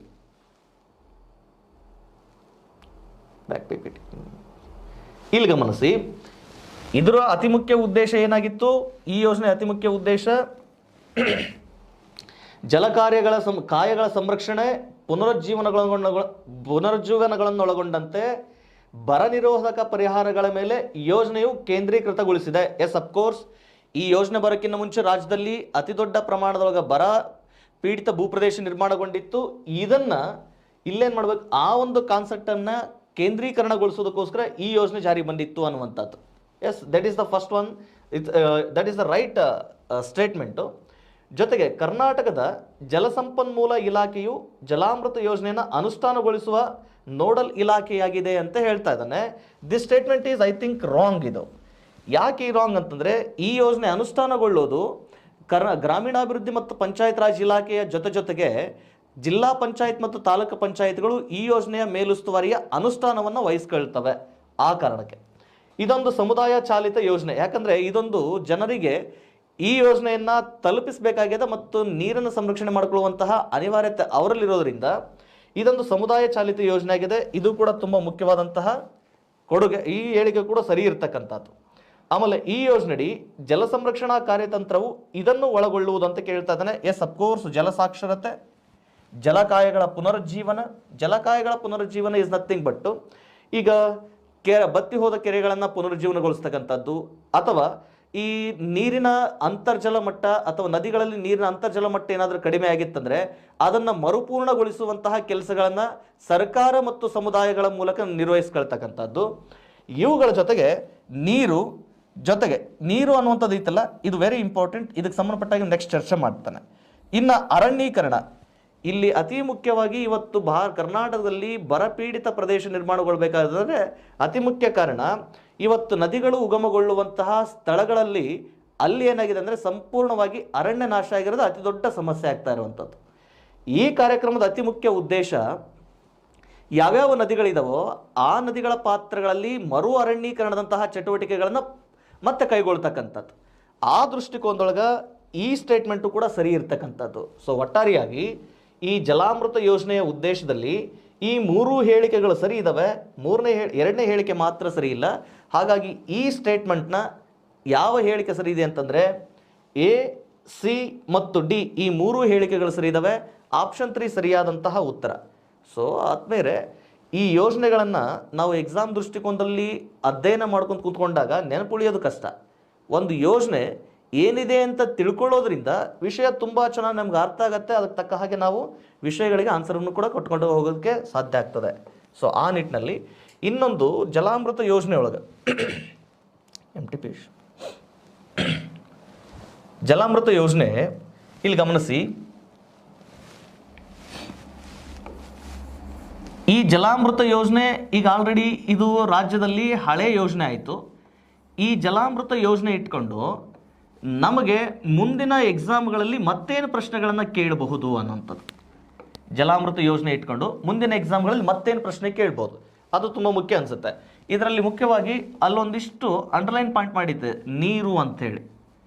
ನೀರು, ಅದರಲ್ಲಿಯೂ ಅತಿ ಮುಖ್ಯವಾಗಿ ಕುಡಿಯುವ ನೀರಿನ ಬಳಕೆಗೆ ಸಂಬಂಧಪಟ್ಟ ಹಾಗೆ ಜಲಾಮೃತ ಯೋಜನೆ ಜಾರಿಗೆ ಬಂದಾಗ 2019 ವರ್ಷವನ್ನು ಜಲವರ್ಷ ಅಂತ ಘೋಷಣೆ ಮಾಡುವುದರ ಜೊತೆಗೆ ಈ ಯೋಜನೆಯನ್ನು ಮತ್ತೆ 2 ಉಪಯೋಜನೆಗಳಾಗಿ ಜಾರಿಗೆ ತಗೊಂಡ್ಬರ್ತಾರೆ. ಒಂದು ಜಲಧಾರೆ ಯೋಜನೆ ಅಂತೇಳಿ, ಒಂದು ಜಲಧಾರೆ ಯೋಜನೆ, ಇನ್ನೊಂದು ಜಲಸಿರಿ ಯೋಜನೆ ಅಂತೇಳಿ. ಜಲಧಾರೆ ಯೋಜನೆ ಮತ್ತೊಂದು ಜಲಸಿರಿ ಯೋಜನೆ ಅಂತೇಳಿ ಮತ್ತೊಂದು ಯೋಜನೆ ಜಾರಿ ತಗೊಂಡ್ಬರ್ತಾರೆ. ಈ ಜಲಧಾರೆ ಯೋಜನೆಯ ಉದ್ದೇಶ ಗ್ರಾಮೀಣ ಭಾಗಕ್ಕೆ ಕುಡಿಯುವ ನೀರನ್ನು ಸೌಲಭ್ಯ ಮಾಡೋದು, ಅಥವಾ ಗ್ರಾಮೀಣ ಭಾಗಕ್ಕೆ ಕುಡಿಯುವ ನೀರಿನ ಸೌಲಭ್ಯವನ್ನು ಕಲ್ಪಿಸಿಕೊಡ್ತಕ್ಕಂಥದ್ದು. ಜಲಸಿರಿ ಯೋಜನೆ ಅತಿ ಮುಖ್ಯ ಉದ್ದೇಶ ನಗರ ಭಾಗಕ್ಕೆ ಕುಡಿಯುವ ನೀರಿನ ಸೌಲಭ್ಯವನ್ನು ಕಲ್ಪಿಸಿಕೊಡ್ತಕ್ಕಂಥದ್ದು. ಗಮನಿಸಿ, ಜಲಧಾರೆ ಯೋಜನೆಯ ಅತಿ ಮುಖ್ಯ ಉದ್ದೇಶ ಗ್ರಾಮೀಣ ಭಾಗಕ್ಕೆ ಕುಡಿಯುವ ನೀರು. ಸರಿ, ಗ್ರಾಮೀಣ ಭಾಗಕ್ಕೆ ಕುಡಿಯುವ ನೀರನ್ನು ಎಲ್ಲಿಂದ ತಗೊಂಡು ಬರೋದು? ಈ ಜಲಾಮೃತ ಯೋಜನೆ ಉಪಯೋಜನೆಯಡಿ ಜಲಧಾರೆ ಯೋಜನೆಯಡಿ ಗ್ರಾಮೀಣ ಭಾಗಕ್ಕೆ ಕುಡಿಯುವ ನೀರಿನ ಸೌಲಭ್ಯ ಕಲ್ಪಿಸ್ಕೊಡ್ಬೇಕಂತೇಳಿ ಈ ಯೋಜನೆಯಡಿ ಸರ್ಕಾರ ಪ್ಲಾನ್ ಮಾಡಿದ್ದೇನೆಂದರೆ, ಯಾವುದಾದ್ರೂ ಗ್ರಾಮೀಣಕ್ಕೆ ಸಮೀಪದ ಜಲಾಶಯಗಳಿದ್ದರೆ ಅಥವಾ ಸಮೀಪದ ನದಿಗಳಿದ್ದರೆ ಆ ನದಿಗಳು ಮತ್ತು ಜಲಾಶಯಗಳ ಮೂಲಕ ಹಂತ ಹಂತವಾಗಿ ನೀರನ್ನು ಸಾಗಿಸಿ ಒಂದು ಕಡೆ ಸಂಗ್ರಹ ಮಾಡಿ ಆನಂತರ ನಿರಂತರವಾಗಿ ಗ್ರಾಮೀಣ ಭಾಗಕ್ಕೆ ಕುಡಿಯುವ ನೀರಿನ ಸೌಲಭ್ಯವನ್ನು ಕಲ್ಪಿಸ್ಕೊಡೋದು ಅಂತೇಳಿ. ಈ ಕಾನ್ಸೆಪ್ಟ್ ಇಲ್ಲಿ ಯಾಕೆ ನಾವು ಅರ್ಥ ಮಾಡ್ಕೊಳ್ಬೇಕು ಅಂತಂದರೆ, ನಾಳೆ ಕೇಳ್ತಾನೆ ಜಲಧಾರೆ ಯೋಜನೆಗೆ ಸಂಬಂಧಿಸಿದಂತೆ ಕೆಳಗಿನ ಹೇಳಿಕೆಗಳಲ್ಲಿ ಯಾವುದು ಸರಿ ಇದೆ. ಈ ಯೋಜನೆಯಡಿ ಗ್ರಾಮೀಣ ಭಾಗಕ್ಕೆ ಸಮೀಪದ ಜಲಾಶಯಗಳು ಅಥವಾ ನದಿಗಳ ಮೂಲಕ ನೀರನ್ನು ಹಂತ ಹಂತವಾಗಿ ತಂದು ಸಂಗ್ರಹಿಸಿ ಆ ಮೂಲಕ ಗ್ರಾಮೀಣ ಭಾಗಕ್ಕೆ ನೀರನ್ನು ಪೂರೈಕೆ ಮಾಡುವುದು. ಬಹುಶಃ ಈ ಥರದ ಸಂಬಂಧಪಟ್ಟಂತಹ ಹೇಳಿಕೆಗಳಿದ್ರೆ ಆ ಒಂದು ಹೇಳಿಕೆ ಅಲ್ಲಿ ಸರಿಯಾಗುವ ಸಾಧ್ಯತೆ ಇರ್ತದೆ. ಇಲ್ಲಿ ಯೋಜನೆಗಳು ಅಂತಂದರೆ ಇವು ನಮ್ಮ ಜನಪರ ಉಪಯೋಗಕ್ಕಾಗಿ ಯೋಜನೆಗಳಿರ್ತವೆ. ಅವುಗಳನ್ನು ನಾವು ಎಷ್ಟು ಅರ್ಥೈಸ್ಕೊಳ್ತವೋ ಒಂದು ಆ ಯೋಜನೆಗಳು ನಮ್ಮ ಅನುಕೂಲಕ್ಕೆ ಇರ್ತವೆ. ಆ ಅನುಕೂಲಗಳನ್ನು ಅರ್ಥೈಸ್ಕೊಳ್ಳೋದ್ರಿಂದ ಬಹುಶಃ ಅವು ಎಕ್ಸಾಮ್ನಲ್ಲಿ ಬಂದರೆ ಅವುಗಳಿಗೆ ನಾವು ಉತ್ತರ ಕೊಡಲಿಕ್ಕೆ ಕೂಡ ಸುಲಭ ಆಗ್ತದೆ. ಈ ಜಲಧಾರೆ ಯೋಜನೆಯಡಿ ಇಲ್ಲೇನು ಮಾಡಿದರು, ಕರ್ನಾಟಕ ಸರ್ಕಾರ ಜಲಧಾರೆ ಯೋಜನೆಯಡಿ ಗ್ರಾಮೀಣ ಭಾಗಕ್ಕೆ ಕನಿಷ್ಠ 85 LPCD ನೀರನ್ನು ಒದಗಿಸಿಕೊಡ್ಬೇಕನ್ನುವಂತಹ ಗುರಿಯನ್ನು ಇಟ್ಕೊಂಡಿತ್ತು. LPCD ಅಂತಂದರೆ litre per capita for day ಅಂತೇಳಿ. Capita is nothing but person. Litre per day ಅಂದರೆ ಒಬ್ಬ ಮನುಷ್ಯನಿಗೆ ಕನಿಷ್ಠ 85 LPCD ಅಂದರೆ ಒಂದು ದಿನಕ್ಕೆ ಒಬ್ಬ ಮನುಷ್ಯನಿಗೆ ಕನಿಷ್ಠ 85 ಲೀಟರ್ ಕುಡಿಯೋ ನೀರನ್ನು ಒದಗಿಸ್ಕೊಡ್ಬೇಕು ಅನ್ನುವಂಥ ಇಂಟೆನ್ಷನ್ ಇಟ್ಕೊಂಡು ಜಲಧಾರೆ ಯೋಜನೆಯನ್ನು ಜಾರಿ ತಗೊಂಡು ಬಂದರು. ಬಟ್ ಆದರೆ ಈ ಜಲಧಾರೆ ಯೋಜನೆ ಪ್ರೆಸೆಂಟ್ ಏನಾಯಿತು, 2019 ಆಗಸ್ಟ್ 15ರಂದು 2019 ಆಗಸ್ಟ್ 15ರಂದು ಭಾರತದ ಪ್ರಧಾನಿಯವರು ಆಗಸ್ಟ್ 15ರಂದು ಭಾರತದ ಜನರನ್ನು ಉದ್ದೇಶಿಸಿ ಮಾತನಾಡುವ ಸಂದರ್ಭದೊಳಗೆ ಪ್ರತಿ ಮನೆಗೂ ಕುಡಿಯುವ ನೀರಿನ ಸೌಲಭ್ಯವನ್ನು ಕಲ್ಪಿಸಿಕೊಡ್ಬೇಕು ಅಂತೇಳಿ 2019 ಆಗಸ್ಟ್ 15ರಂದು ರಾಷ್ಟ್ರೀಯ ಜಲಜೀವನ್ ಮಿಷನ್ನನ್ನು ರಾಷ್ಟ್ರೀಯ ಜಲಜೀವನ್ ಮಿಷನ್ ರಾಷ್ಟ್ರೀಯ ಜಲಜೀವನ್ ಮಿಷನ್ ಅಂತ ಘೋಷಣೆ ಮಾಡಿದರು. ಇದೊಂದು ಹೊಸ ಯೋಜನೆ ಘೋಷಣೆ ಆಯಿತು. ನೆನ್ಪಿಟ್ಕೊಳ್ಳಿ, ರಾಷ್ಟ್ರೀಯ ಜಲಜೀವನ್ ಮಿಷನ್ JJM ಅಂತ ಕರೀತೇವೆ. NJJM ನ್ಯಾಷನಲ್ ಜಲಜೀವನ್ ಮಿಷನ್ ಅಂತೇಳಿ ಘೋಷಣೆ ಮಾಡಿದರು. ಯಾವಾಗ ರಾಷ್ಟ್ರೀಯ ಜಲಜೀವನ್ ಮಿಷನ್ ಘೋಷಣೆ ಆಯಿತೋ 2019 ಸಂದರ್ಭದೊಳಗೆ ಇತ್ತೀಚಿನ ದಿನಮಾನಗಳಲ್ಲಿ ಈ ಯೋಜನೆಯನ್ನು ಕರ್ನಾಟಕ ಸರ್ಕಾರ ರಾಷ್ಟ್ರೀಯ ಜಲಜೀವನ್ ಯೋಜನೆಯನ್ನು ನಮ್ಮ ರಾಜ್ಯದಲ್ಲಿ ಮನೆ ಮನೆಗೆ ಗಂಗೆ ಎನ್ನುವ ಯೋಜನೆಯ ಅಡಿ ಅಥವಾ ಎನ್ನುವ ಹೆಸರಿನ ಮೂಲಕ ಮನೆ ಮನೆಗೆ ಗಂಗೆ ಮನೆ ಮನೆಗೆ ಗಂಗೆ ಎನ್ನುವ ಹೆಸರಿನ ಮೂಲಕ ಈ ಯೋಜನೆಯನ್ನು ರಾಜ್ಯದಲ್ಲಿ ಜಾರಿ ತಂದಿದೆ. ನೆನಪಿರಲಿ, ರಾಜ್ಯದಲ್ಲಿ ಗ್ರಾಮೀಣ ಭಾಗದ ಜನತೆಗೆ ಕುಡಿಯುವ ನೀರಿನ ಸೌಲಭ್ಯವನ್ನು ಕಲ್ಪಿಸಿಕೊಡ್ಬೇಕನ್ನುವಂಥ ಉದ್ದೇಶಕ್ಕೆ ಜಲಧಾರೆ ಯೋಜನೆಯನ್ನು ಜಾರಿ ತಗೊಂಡು ಬಂದಿದ್ದರು. ಇದು ಜಲಾಮೃತ ಯೋಜನೆಯ ಒಂದು ಉಪಯೋಜನೆ. ಇದರ ಉದ್ದೇಶ ಗ್ರಾಮೀಣ ಭಾಗಕ್ಕೆ ಕುಡಿಯುವ ನೀರು ಸೌಲಭ್ಯ ಕಲ್ಪಿಸಿಕೊಡ್ಬೇಕು ಅನ್ನುವಂಥದ್ದಾಗಿತ್ತು. ಯಾವಾಗ ಕರ್ನಾಟಕದೊಳಗೆ ಮತ್ತೆ ಪುನಃ ಸರ್ಕಾರ ಬದಲಾವಣೆಯಾಗಿತ್ತು, ಕೇಂದ್ರ ಸರ್ಕಾರದ ಪ್ರಾಯೋಜಿತ ಯೋಜನೆಯಾಗಿದ್ದಂತಹ ರಾಷ್ಟ್ರೀಯ ಜಲಜೀವನ್ ಮಿಷನ್ ಯೋಜನೆಯನ್ನು ರಾಜ್ಯದಲ್ಲಿ ಮನೆ ಮನೆಗೆ ಗಂಗೆ ಎನ್ನುವ ಯೋಜನೆಯಡಿ ಜಾರಿಗೆ ತಗೊಂಡು ಬಂದು ಇದೇ ಜಲಧಾರೆ ಯೋಜನೆಯನ್ನು ಮನೆ ಮನೆಗೆ ಗಂಗೆ ಯೋಜನೆಯಡಿ ವಿಲೀನಗೊಳಿಸಿರ್ತಕ್ಕಂಥದ್ದು. ಅಂದರೆ ರಾಷ್ಟ್ರೀಯ ಜಲಜೀವನ್ ಮಿಷನ್ನ ಅಡಿ ಇವತ್ತು ಜಲಧಾರೆ ಯೋಜನೆ ಏನಾಗಿದೆ, ಮರ್ಜ್ ಆಗ್ಯದ ಅಥವಾ ವಿಲೀನಗೊಂಡದ. ಈ ವಿಲೀನಗೊಂಡ ಈ ಯೋಜನೆ ಪ್ರೆಸೆಂಟ್ ರಾಜ್ಯದಲ್ಲಿ ಜಾರಿಯಲ್ಲಿರತಕ್ಕಂಥದ್ದು ಯಾವ ಹೆಸರಿನ ಮೂಲಕ ಅಂದರೆ ಮನೆ ಮನೆಗೆ ಗಂಗೆ ಎನ್ನುವ ಹೆಸರಿನ ಮೂಲಕ ಜಾರಿಯಲ್ಲಿದೆ. ಮುಂದಿನ ದಿನಮಾನಗಳಲ್ಲಿ ಬಹುಶಃ ಕಾಂಪಿಟೇಟಿವ್ ಎಕ್ಸಾಮ್ಗಳಲ್ಲಿ ಏನಾದರೂ ಪ್ರಶ್ನೆ ಕೇಳಿದ್ರೆ ಜಲಧಾರೆ ಯೋಜನೆಯ ಮುಂದುವರೆದ ಭಾಗ ಮನೆ ಮನೆಗೆ ಗಂಗೆ ಯೋಜನೆ ಮೂಲಕ ಪ್ರಶ್ನೆ ಕೇಳೋ ಸಾಧ್ಯತೆ ಇರ್ತದೆ. ಇಲ್ಲಿ ಗಮನಿಸಬೇಕು, ಈ ರಾಷ್ಟ್ರೀಯ ಜಲಜೀವನ್ ಮಿಷನ್ನ ಅತಿ ಮುಖ್ಯ ಉದ್ದೇಶ ದೇಶದ ಪ್ರತಿ ಮನೆಗೂ ನಲ್ಲಿ ಸೌಲಭ್ಯವನ್ನು ಕಲ್ಪಿಸಿ ಆ ಮೂಲಕ ಕುಡಿಯೋ ನೀರನ್ನು ಪೂರೈಕೆ ಮಾಡಬೇಕು ಅನ್ನುವಂಥದ್ದಾಗಿತ್ತು. ಗಮನಿಸಿ, ಪ್ರತಿ ಮನೆಗೂ ನಲ್ಲೆ ಅಥವಾ ಈ ಯೋಜನೆಯೊಳಗೆ ಒಂದು ಘೋಷವಾಕ್ಯ ಇತ್ತು, ಹರ್ ಘರ್ ಜಲ್ ಅಂತೇಳಿ. ಹರ್ ಘರ್ ಜಲ್ ಅಂತೇಳಿ ನೆನಪಿರಲಿ. ಈ ಯೋಜನೆ ಘೋಷವಾಕ್ಯ ಏನಾಗಿತ್ತು ಅಂದರೆ ಹರ್ ಘರ್ ಜಲ್ ಅಂತೇಳಿ. ಈ ಘೋಷವಾಕ್ಯ ಏನಿತ್ತು ನೋಡ್ರಿ, ಹರ್ ಘರ್ ಜಲ್ ಅನ್ನುವಂಥದ್ದೇ ನಮ್ಮ ರಾಜ್ಯದೊಳಗೆ ಮನೆ ಮನೆಗೆ ಗಂಗೆ ಅಥವಾ ಮನೆ ಮನೆಗೆ ನೀರು ಅನ್ನುವಂತಹ ಯೋಜನೆ ಮೂಲಕ ರಾಜ್ಯದಲ್ಲಿ ಜಾರಿ ಇರ್ತಕ್ಕಂಥದ್ದು. ಸೊ ಈ ಯೋಜನೆಯನ್ನು ರಾಜ್ಯದಲ್ಲಿ ಅನುಷ್ಠಾನಗೊಳಿಸಲಾಯಿತು. ಈ ರಾಷ್ಟ್ರೀಯ ಜಲಜೀವನ್ ಮಿಷನ್ನ ಗುರಿ ಏನಾಗಿತ್ತು ಅಂದರೆ, ಇಲ್ಲಿ ನಮ್ಮ ಜಲಧಾರೆ ಯೋಜನೆ ಒಳಗೆ 85 LPCD ಇತ್ತು. ಈ ಹರ್ ಘರ್ ಜಲ್ ಯೋಜನೆ ಅಥವಾ ರಾಷ್ಟ್ರೀಯ ಜಲಜೀವನ್ ಮಿಷನ್ ನಡಿ ಇದರ ಗುರಿ ಪ್ರತಿ ವ್ಯಕ್ತಿಗೆ 55 LPCD ನೀರನ್ನು ಒದಗಿಸ್ಕೊಡ್ತಕ್ಕಂಥದ್ದು. 55 LPCD ನೀರನ್ನು ಒದಗಿಸ್ಕೊಡ್ತಕ್ಕಂಥದ್ದು. ನೆಕ್ಸ್ಟು ಬಹುಶಃ ಈ ಒಂದು 55 LPCD ಉತ್ತರ ಬರೋ ಹಾಗೆ ಪ್ರಶ್ನೆ ಕೇಳೋ ಸಾಧ್ಯತೆ ಅತಿ ಹೆಚ್ಚಾಗಿರುತ್ತೆ. ಇದನ್ನು ಸ್ವಲ್ಪ ಗಮನದಲ್ಲಿ ಇಟ್ಕೊಳ್ಳಿ. ಇಲ್ಲಿ ನೋಡ್ರಿ, ಸ್ವಲ್ಪ ಇಲ್ಲೇನಾಯಿತು, ಮೊದಲು 85 LPCD ಇದ್ದದನ್ನು ಇದು ರಾಷ್ಟ್ರವ್ಯಾಪಿ ಯೋಜನೆ ಆಗಿರೋದ್ರಿಂದ 55 LPCDಗೆ ಕಡಿಮೆ ಮಾಡಲಾಗ್ಯದ. 55 LPCD ಇಸ್ ನಥಿಂಗ್ ಬಟ್ ಪ್ರತಿ ವ್ಯಕ್ತಿಗೆ ಒಂದು ದಿನಕ್ಕೆ ಕನಿಷ್ಠ 55 ಲೀಟರ್ ನೀರನ್ನಾದರೂ ಕಲ್ಪಿಸಿಕೊಡ್ಬೇಕು ಅನ್ನುವಂಥದ್ದು ಗುರಿ. ಹಾಗಾಗಿ ನಾಳೆ ನಮಗೆ ಪ್ರಶ್ನೆ ಕೇಳ್ತಾ ಇರ್ತಾನೆ, ಮನೆ ಮನೆಗೆ ಗಂಗೆ ಯೋಜನೆ ಇದು ಯಾವ ಕಾರ್ಯಕ್ರಮದಡಿ ರಾಜ್ಯದಲ್ಲಿ ಅನುಷ್ಠಾನಗೊಳಿಸಲಾಗಿದೆ ಅಂತ ಪ್ರಶ್ನೆ ಕೇಳ್ಬೋದು. ಮನೆ ಮನೆಗೆ ಗಂಗೆ ಈ ಯೋಜನೆ ರಾಷ್ಟ್ರೀಯ ಜಲಜೀವನ್ ಮಿಷನ್ ನಡಿ ರಾಜ್ಯದಲ್ಲಿ ಅನುಷ್ಠಾನಗೊಳಿಸಿರ್ತಕ್ಕಂಥದ್ದು. ಈ ಮನೆ ಮನೆಗೆ ಗಂಗೆ ಯೋಜನೆಯಡಿ ಇದರ ಗುರಿ ಏನಪ್ಪ ಅಂದರೆ, ರಾಜ್ಯದ ಪ್ರತಿ ಮನೆಯಲ್ಲಿ, ಅದರಲ್ಲಿಯೂ ಗ್ರಾಮೀಣ ಭಾಗದಲ್ಲಿ ಪ್ರತಿ ವ್ಯಕ್ತಿಗೆ ಕನಿಷ್ಠ 55 LPCD ನೀರನ್ನು ಒದಗಿಸಿಕೊಡುವುದು ಅಂತೇಳಿ. ಈ ಯೋಜನೆಯನ್ನು ನೀವು ಎಷ್ಟು ಚೆನ್ನಾಗಿ ಅರ್ಥೈಸ್ಕೊಂಡ್ರೋ ಆ ಅರ್ಥೈಸ್ಕೊಂಡಿರುವ ಆಧಾರದ ಮೇಲೆ ನಮಗೇನು ಮಾಡ್ತಾನೆ, ಸ್ಟೇಟ್ಮೆಂಟ್ ವೈಸ್ ಕ್ವಶನ್ಗಳನ್ನು ಕೇಳ್ತಾನೆ. ಅದನ್ನು ಆಧಾರವಾಗಿಟ್ಕೊಂಡು ನಾವು ಪ್ರಶ್ನೆಗಳಿಗೆ ಉತ್ತರ ಕೊಡಲಿಕ್ಕೆ ಪ್ರಯತ್ನ ಮಾಡಲಿಕ್ಕೆ ಈ ಮೂಲಕ ಸಿದ್ಧ ಆಗಬೇಕು. ಆದ್ಮೇಲೆ ರಾಷ್ಟ್ರೀಯ ಜಲಜೀವನ್ ಮಿಷನ್ನ ಗುರಿ ಏನಪ್ಪ ಅಂದರೆ, 2024 ಒಳಗಾಗಿ ದೇಶದ ಪ್ರತಿ ಮನೆಗೂ ಕುಡಿಯುವ ನೀರಿನ ಸೌಲಭ್ಯವನ್ನು ಕಲ್ಪಿಸಬೇಕನ್ನುವಂತಹ ಗುರಿ ಕೇಂದ್ರ ಸರ್ಕಾರದಾಗಿದೆ. ಅದೇ ಗುರಿಯನ್ನು ಇವತ್ತು ರಾಜ್ಯ ಸರ್ಕಾರಗಳು ಕೂಡ ಜಾರಿ ತರ್ತಾ ಇದ್ದಾವೆ. ಈ ನಿಟ್ಟಿನಲ್ಲಿ ಈ ಟಾರ್ಗೆಟಿಂಗ್ ಇಯರ್ನು ಕೂಡ ಪ್ರಶ್ನೆ ಕೇಳೋ ಸಾಧ್ಯತೆ ಇರ್ತದೆ. ಟಾರ್ಗೆಟಿಂಗ್ ಇಯರ್ದು ಕೂಡ, ಈ ಟಾರ್ಗೆಟಿಂಗ್ ಇಯರ್ನ ಯಾಕೆ ನೆನ್ಪಿಟ್ಕೋಬೇಕು ಅಂದರೆ, ಇದೇ 2020 KS ಫಿಲಿಮ್ಸ್ ಒಳಗೆ 2009 ಜಾರಿಗೆ ಬಂದಿದ್ದಂತಹ ರಾಜೀವ್ ಆವಾಸ್ ಯೋಜನೆ ಅಥವಾ ಈ ಕೊಳಗೇರಿ ಅಭಿವೃದ್ಧಿ ನಿಗಮಕ್ಕೆ ಸಂಬಂಧಪಟ್ಟಾಗ ರಾಜೀವ್ ಆವಾಸ್ ಯೋಜನೆ ಅಂತ ಒಂದು ಪ್ರಶ್ನೆ ಇತ್ತು. ಅದರ ಟಾರ್ಗೆಟಿಂಗ್ ಇಯರ್ 2022 ಆಗಿತ್ತು. ಆ 2022ರ ಟಾರ್ಗೆಟ್ ಉತ್ತರ ಬರೋ ಹಾಗೆ ನಮಗೆ ಪ್ರಶ್ನೆ ಕೇಳಿದಾನೆ. ಹಾಗಾಗಿ ರಾಷ್ಟ್ರೀಯ ಜಲಜೀವನ್ ಮಿಷನ್ ಇದು ಈ ಕೆಳಗಿನ ಯಾವ ವರ್ಷವನ್ನು ತನ್ನ ಗುರಿಯನ್ನು ಸಂಪೂರ್ಣಗೊಳಿಸುವ ಉದ್ದೇಶವನ್ನು ಹೊಂದಿದೆ ಅಂತ ಪ್ರಶ್ನೆ ಕೇಳ್ತಿರ್ತಾನೆ. ಹಾಗಾಗಿ ಈ ಟಾರ್ಗೆಟಿಂಗ್ ಇಯರನ್ನು ನೆನ್ಪಿಟ್ಕೊಳ್ಳಿಕ್ಕೆ ಸಾಧ್ಯ ಆಗಲಿ.